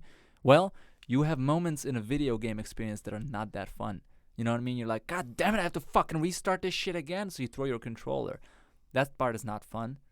It's not like in this life that you consider to be real. It's not like you always have fun either. It's not like you always suffer either, though. So you have these fun moments. So I think it's very plausible that this is a simulation and there's a real world outside of here that is far more slow and boring and less interesting than this. Yeah. But if you were to wake up to it after this 70 years that you have left, or 100 years you have left, or 20 years you have left, whatever, you wake up to it and you're like, oh, back to this boring shit. Yeah, Give me another simulation. Or maybe you go. It's like the Matrix. It's like they wake up and it's like, like everybody's wearing trash bags and it's all oatmeal and like steel pipes, Yeah. There you go. Exactly. Yeah, exactly. But then you realize if you just be patient, even the real world can be interesting. Oh yeah. You know what I mean? Sure. That's one of the reasons I'm able to not play a game all the time, not watch a movie all the time. That's why I made some of my desires real by starting this podcast. I've always wanted to make a podcast, but spending all this money on equipment and actually sweating through some of the initial nerves one might have before going live or whatever. Yeah. That's real nerves, and that's consequence, and that's somewhat negative, but the rewards after it are far more real because of how real some of that suffering is. It's a genuine experience. It's a genuine That's experience. all we want. Exactly. We just want something genuine. Yes. You know what Yes. I mean? Yes. Yeah. And it's describing genuine is so hard. You know what I mean? It's like, you see like, especially with products, like things you buy, like it's like genuine leather, genuine, Dude. or a genuine product made in the United States. I was like, that product is just as genuine made anywhere else. Somebody genuinely got paid to make it, and maybe even got paid less. Yeah. So in that respect, it's more genuine. Yeah, there you it's go. like, oh my gosh, this thing came into being for even less money. That is sad and even more genuine. Yeah. This is genuine plastic made in China in 2 seconds. Yeah. I want someone to be paid more for making this, but I am more genuinely impressed by one that's made by somebody who's paid less. I'm more impressed with it. Yeah. Yeah. So what if it's not made of Damascus steel? Like can you imagine the life this person has? And they come there every day and they crank these pocket knives out, and they've got calloused fingers. It's like, Jesus. But yeah, I bet you their meal tastes great. oh yeah, God, that's so sad. But- Fucking Tyler Durden from Fight Club. No. It's like, why would you do that, Tyler? Why would you put a gun to this guy's head and tell him he has to go to college? And he's like, that guy's gonna wake up tomorrow and his cereal's gonna taste better than any cereal you and I have ever had. And I've had that cereal, by the way. Have you? Yeah. Yeah. After being scared shitless by a fucking dog that would chase me on my bike, and I would try to switch gears up, and I couldn't because I was too scared to know how to do that. Yeah. And I was in sand, and it was not far from my house. But the fucking dog was like, it wanted to like bite. I wanted to bite my feet, but my feet, because I was in gear 1, my feet were going like this. Oh, okay. So it couldn't catch my feet. So the bike was going like 2 inches every minute, but like your feet were so fast, Yeah. it could potentially grab onto you, but his feet were going so fast you just couldn't get his grip. Yeah. What a weird element in a story that would be like, I can't move faster than the dog, but because I'm pedaling so fucking fast in a gear that's not meant for fast traveling. Can't get his teeth around your foot. Yeah. And then you don't outrun the dog. The dog just gets bored and kind of loafs away. Yeah, or it gets too far away from its home, and it's like, oh, it's getting too far away from master, gotta get home. God, I do wonder if that dog was actually even trying to bite me, or if it was just pissed off that I was near its property. There's a hole in the fence, so I don't know. Maybe the dog has anger problems. So it's just like, I'm gonna bite a hole in this fence. Not gonna kill anybody, but it's gonna fucking scare these assholes away from here. Well, boy, this is so far. It's been pretty fruitful. I agree. Yeah. I agree. So what I said was, oh dang, I switched cameras. Sorry. What I said was, I feel like I've been doing pretty good on the camera switching too. By the way, it's just very rarely I'm like, whoops, still on this guy. Well, the other one is talking. But I said that it would go 8 the latest. Uh-huh. But I understand if you're feeling like this has been enough. I'm happy to keep going if you want to keep going, but Good with whatever you want, man. What time is it? it's 6. Well, actually, what time is it? iPhone's not. It's 6:42. That's what my computer says. Okay. Yeah. Okay. I think we've covered a good amount of simulation thing. I think we can maybe venture off into whatever we feel like at this point. Yeah. Yeah, I have no idea if anybody's currently watching. I looked I peeked on there to see the live show. Yeah. I'm sure it's like a 30-second, 20-second delay and everything. But there was one like. I have no idea who left it, but there's one like so far. Emmanuel. Yeah, probably. Yeah. Yeah. Man. Yeah, it's very different watching podcasts online and then doing them or Yeah, doing yeah. one. You know what I mean? Like, 'cause it's real. Like, and I don't know. I'm sure it would be just as real and kind of freaky if freaky for me. A little odd for me if somebody else was doing the switching of the cameras. But me doing it, I'm like yeah. Whoops, I gotta switch that shit. I'm gonna say something really important. I'm gonna zoom in on my own face. That's another thing. Oh yeah, this is a tangent about the podcast itself. So I guess enjoy if you can. This But, is the pilot. Yeah. Yeah. Relax. But yeah, exactly. But that's one of the thoughts that I had. I'm like, I feel like I'm pretty good at catching my own emotions, but as Mhm. soon as I do, my emotion stops being as genuine as it could be. But it's like, yeah, do I zoom in on my own fucking face when I tear up? Like yeah, when that dog was chasing me and like start zooming in and like I'm really pretentious right now. Like I'm doing this to myself. Like no, I think that's how you set yourself up for a joke. You start describing the dog, and like when it gets as close as it can to your face, you're like, ah! Yeah, exactly. Yeah. Yeah. That would be a good way to like end that camera zoom in. But yeah, I mean like even switching back and forth, I'm like, there's like a weird like contentiousness or like what do you call it? Maybe contentious is the word, but like I had the camera on you right now, and you're done talking, and I Mhm. switch it. I'm in control, right? I switch it, and I'm like, it's my turn to talk now. That's why I switched it, and everybody Yeah. else can see that I switched it for myself because they know, oh, he thinks he's about to talk. That's why I need a computer so I can play by your rules. Oh, what do you mean, wait, what do you mean? Vid? Well, no, like not play by your rules, but like if I can see that you switched it to you, then I can just, Oh, yeah, zip my lips and let you say what you're gonna say. right. I need a little remote viewer on here. Well, that's the thing. It's not exactly live. Yeah. So whatever, if you were to view it right now, you would see us laughing or something that happened 20 seconds ago. Mm-hmm. But I do that because that's the best way to make the live stream flawless, so Mhm. that there's no gaps, there's no lag or anything, so Mhm. that it has the room to catch up to itself. I'm sure later on, if I keep doing these, which I plan to, I'll have better technology and can afford better ways. But even the 20 seconds isn't bad. But no, yeah, but I wish it was sharper. Like on me, it's actually pretty decent. But when I switch to you, I don't know why it's not as sharp. And it's just like an 8-bit image. Yeah. It's like one big flesh-colored block and then a slightly bigger like burgundy one behind it for my hair. There you go. Yeah. And my fist is like a cube. Yeah, or Minecraft Yeah. figures. Yeah. It's like,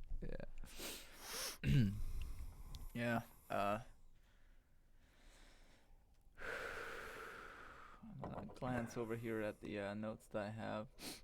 I do have so many files filled with thoughts on various topics, but I'm gonna try to keep it a little closer to home, and by home I mean simulation, or at least the branches off of it.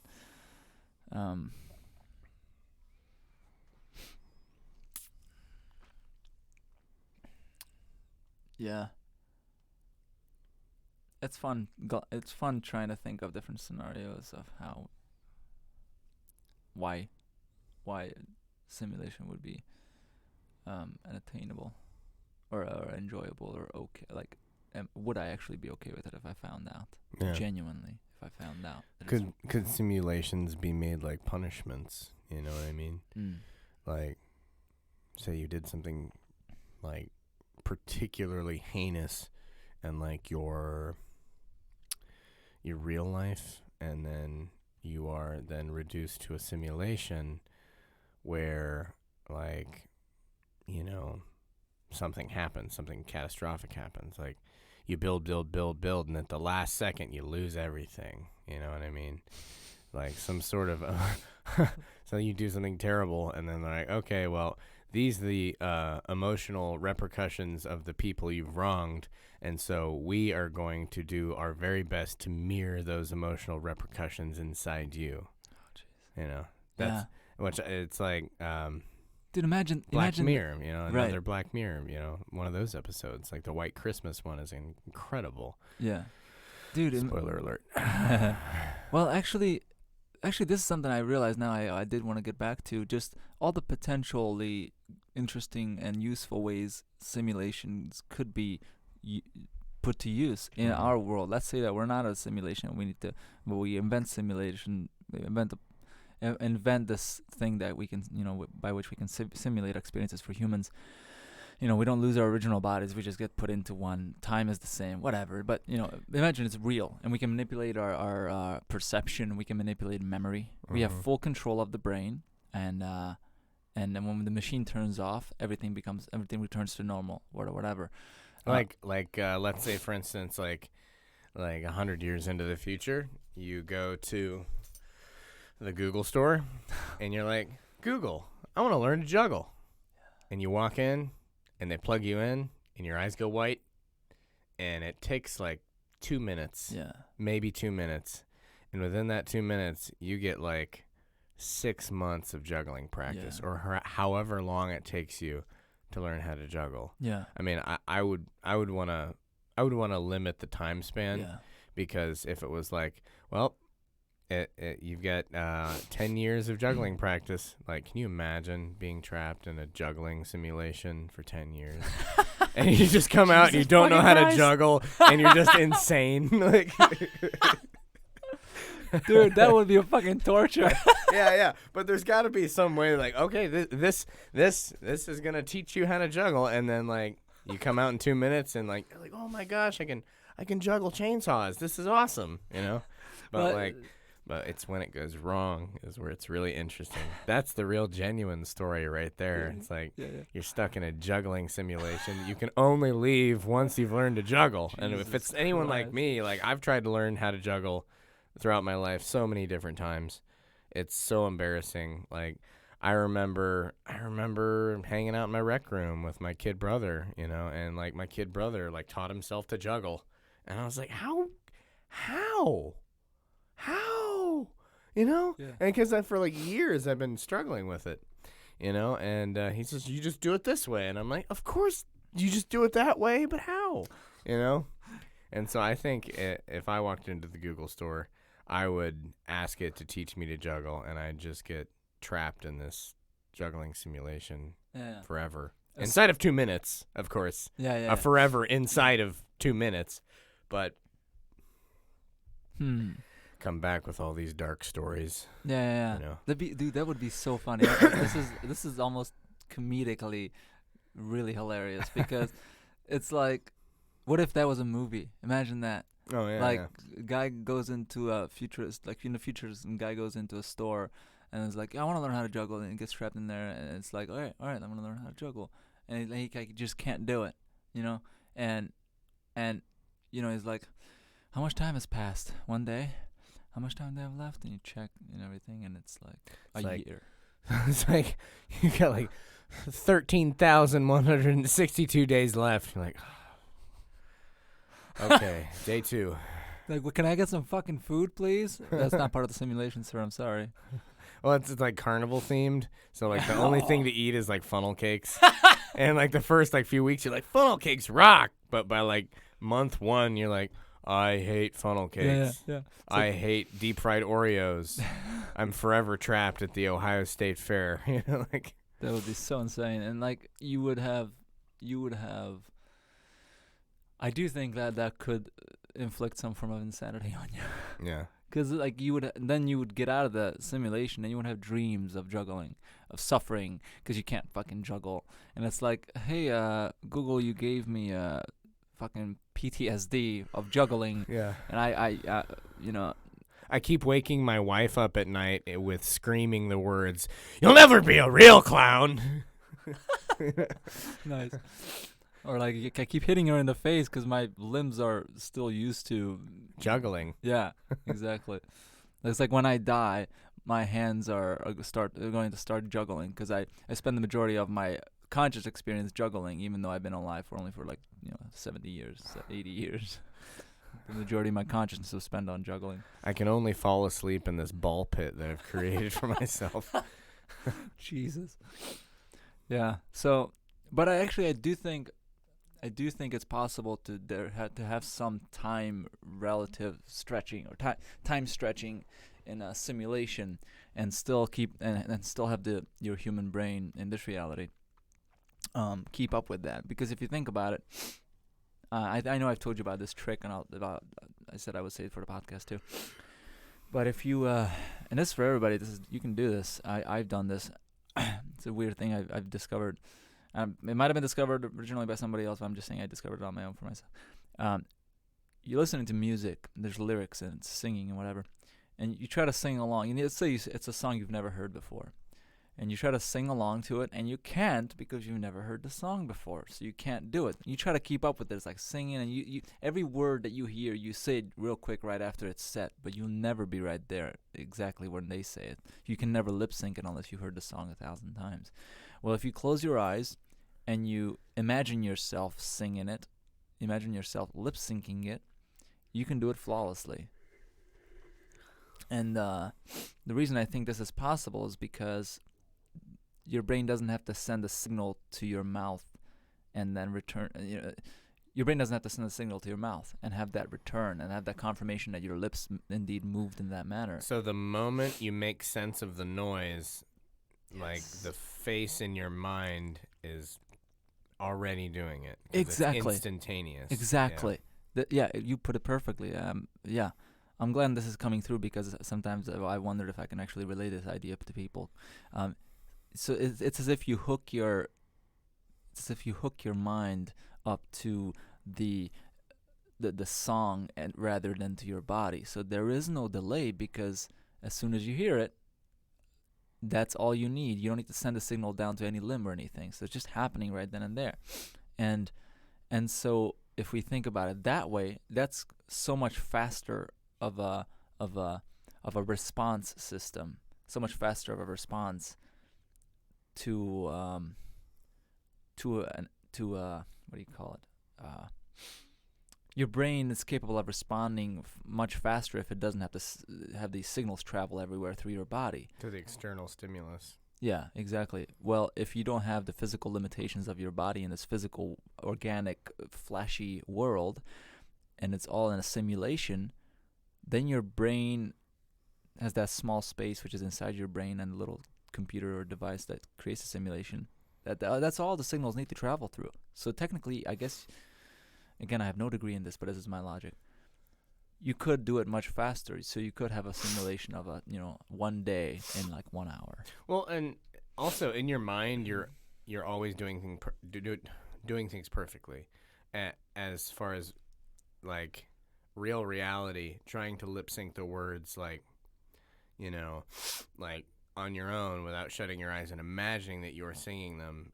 Imagining that you're the observer, watching yourself on stage do karaoke, right? If you're really trying to lip sync the words, you're trying to do two things at once. You're trying to preemptively guess what a word is, as well as make sense of a word you're hearing. So it's like, let's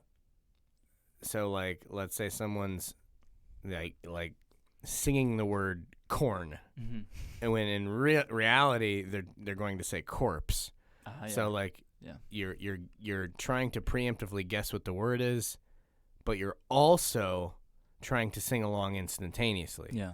So it's like you kind of foil yourself. Yeah. As where in your mind, you have your imagination to help you with a song that is actually rooted in reality. Yeah. So it's like this song is a real song that I'm hearing, but make believe me is singing it. Yeah. And in my mind, I'm the king. Yeah. So it's like you Yeah. can make sense of it that way. Yeah. To some degree, and just to remind you, you can totally move the arm of the microphone anywhere you want. You can sit back if you want. It's all right. It's good right here. I don't want it any closer to me. That's fine. That's just in case you lean back. Okay. Because you keep leaning forward to it, and it's, it's just, you can move it. But anyway, yeah. So and the signal sending process that takes so much time can be cut out of the equation, and it can be all much faster if you just do it all inside the head, aided by a machine that generates a reality. And what's really fascinating to me is that all you have to do in that generated reality, that simulation, is match exactly the physical laws of our real reality. And then I believe you probably could learn how to juggle in a shorter time, because really all your brain is doing is sending a signal out to the limb, and then we're seeing if that limb,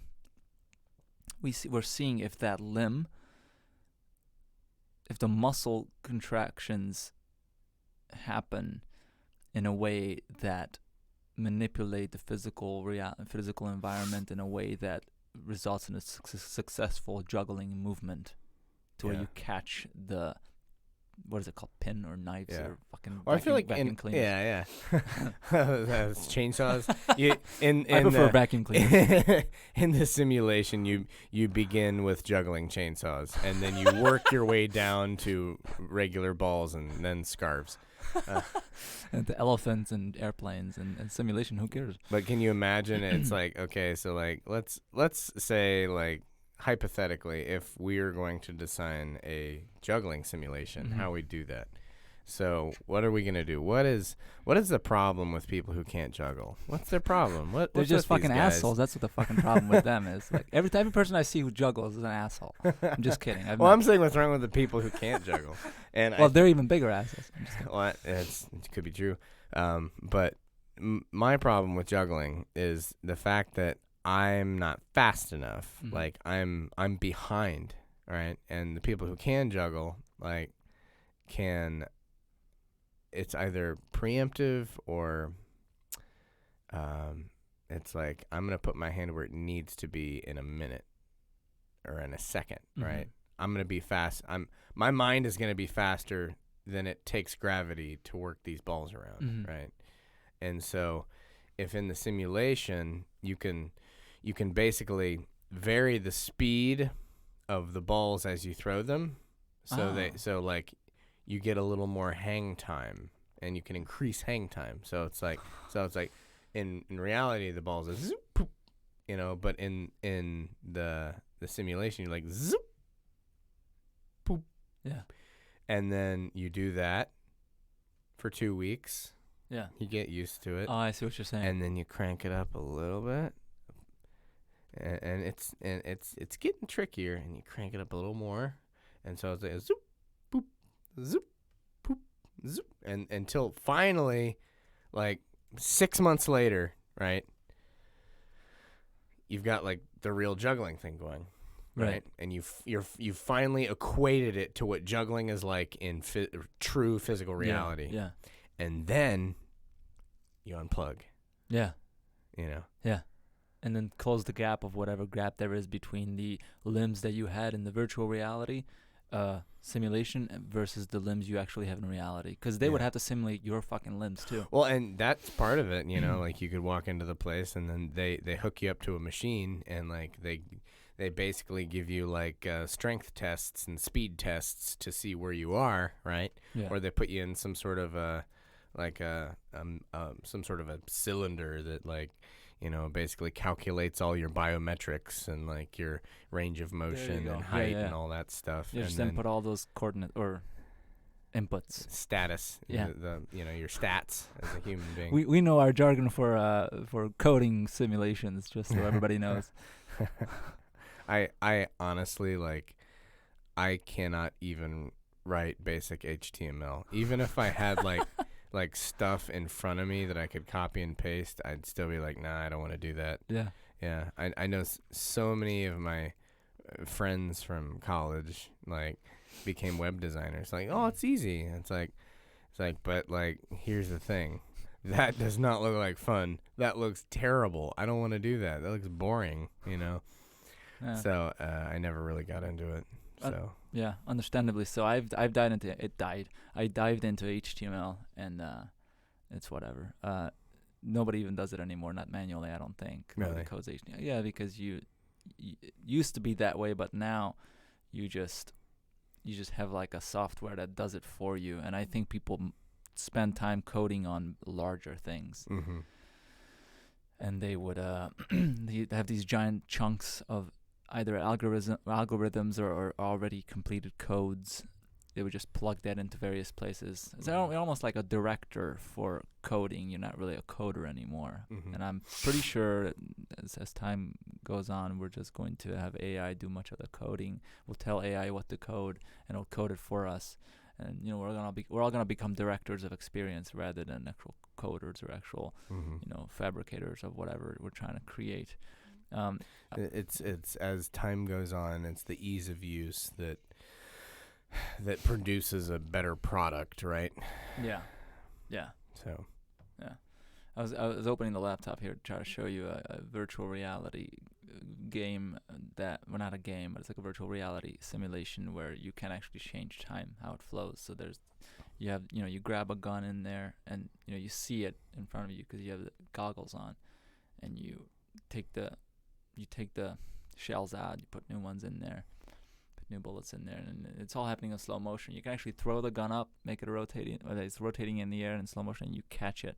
So your speed is whatever speed you actually have, but you get that slow motion thing that you were describing with the juggling. mm-hmm. So that's already happening now. So Yeah, wow. technically people could practice based on that, and the physics are real because Yeah. it's based on our physics. Yeah, so... Man, that was quite distracting as I was doing that. I have to keep monitoring how I'm experiencing this shit. But yeah, so and I think for educational purposes, I can't imagine the uses of simulation and virtual reality. Even just life lessons, just imagine that. Because if you do take away the memories of the participant, like a child, and make them go through like a semi-traumatic experience. I mean, I guess we shouldn't traumatize children with simulations, but if you give them a semi-traumatic experience, they'll learn from that. They'll come out. We can hug them. It was only a dream, or it was only a simulation. But genuinely, I'm sure that they would learn a lesson from it, because that's what happens when you maybe hook brother and sister up into a simulation where let's say that Problem solving. Yeah, problem solving. Teamwork. Exactly. And because let's say those two children, the brother and sister, they're not getting along at all. They hate each other or some shit. And force them to work together. Yeah. Yeah. That was actually a technique I saw being used in a documentary where these these teachers or psychologists or sociologists, I don't know what they were, but they went to this school in some foreign country, and where these kids were really not getting enough education, and it was a poor area. It was like it wasn't like a metropolitan area. It was more of like just a more rural place. They weren't really getting enough education. Just they weren't getting along, these kids, and so these expert pedagogical people came in, and they took these kids who don't get along up into on a hill far away from the other kids. And they knew that a storm was coming, or they knew that some kind of bad weather was coming, and they said, here's supplies for tent, you set it up. And then it was purposefully set up so to where the kids couldn't do it each of them by themselves. Like, they needed help. And they kept asking teachers to help, and they were like, nope, use each other for help. But I hate that kid. I don't want to work with him. It's like, too bad, I guess you're not going to have a tent, and you're going to get wet, and it's cold and everything. So eventually they had to work together, and eventually they became good friends. Yeah. So actually it does work. I think when you put two people through some kind of survival situation, I think that inherently reaches down into their chemistry and does some tweaking, and their impressions of each other drastically changes. Yeah. It is said that in a relationship, if you take the two people and then put them on a roller coaster, assuming they both get freaked out, put into a situation where some adrenaline is involved, it's much higher likelihood that they'll fall in love. Yeah. Which is kind of a manipulative way to do it in a sense, because it's like you should probably fall in love based on qualities you share or qualities you each like about each other, rather than like an adrenal gland. Some release. sort of just like fooling these people with chemicals into liking one another. Yeah, and like 1 year later it all wears off, and like, oh, they fucking hate each other. Yeah, they just realized they were having a good time together for the moment, and their biology fooled them. Yeah.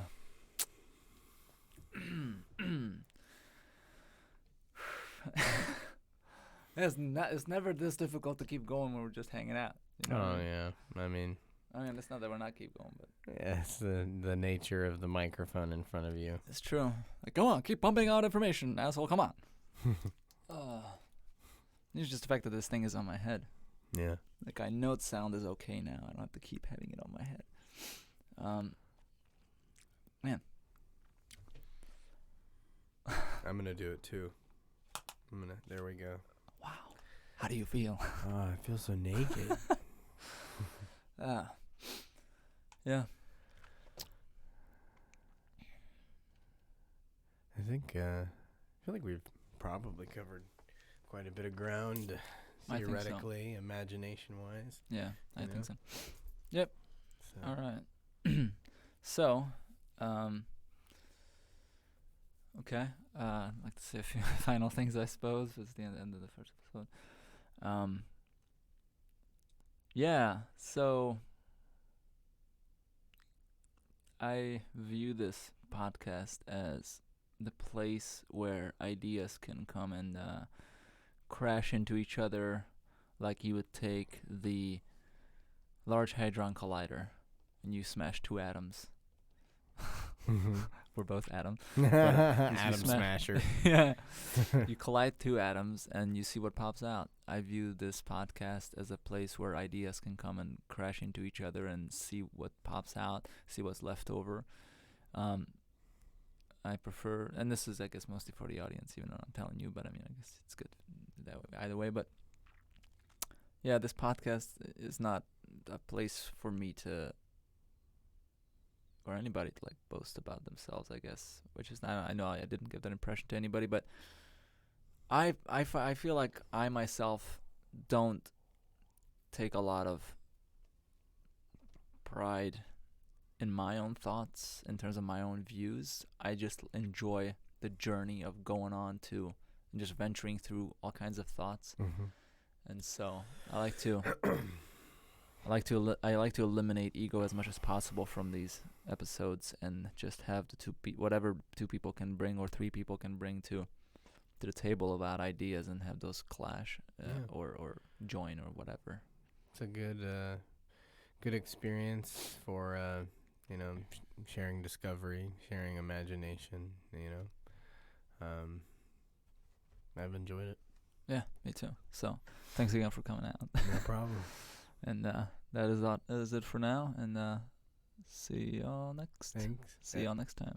Thanks, everybody. All right. Cool. Take care.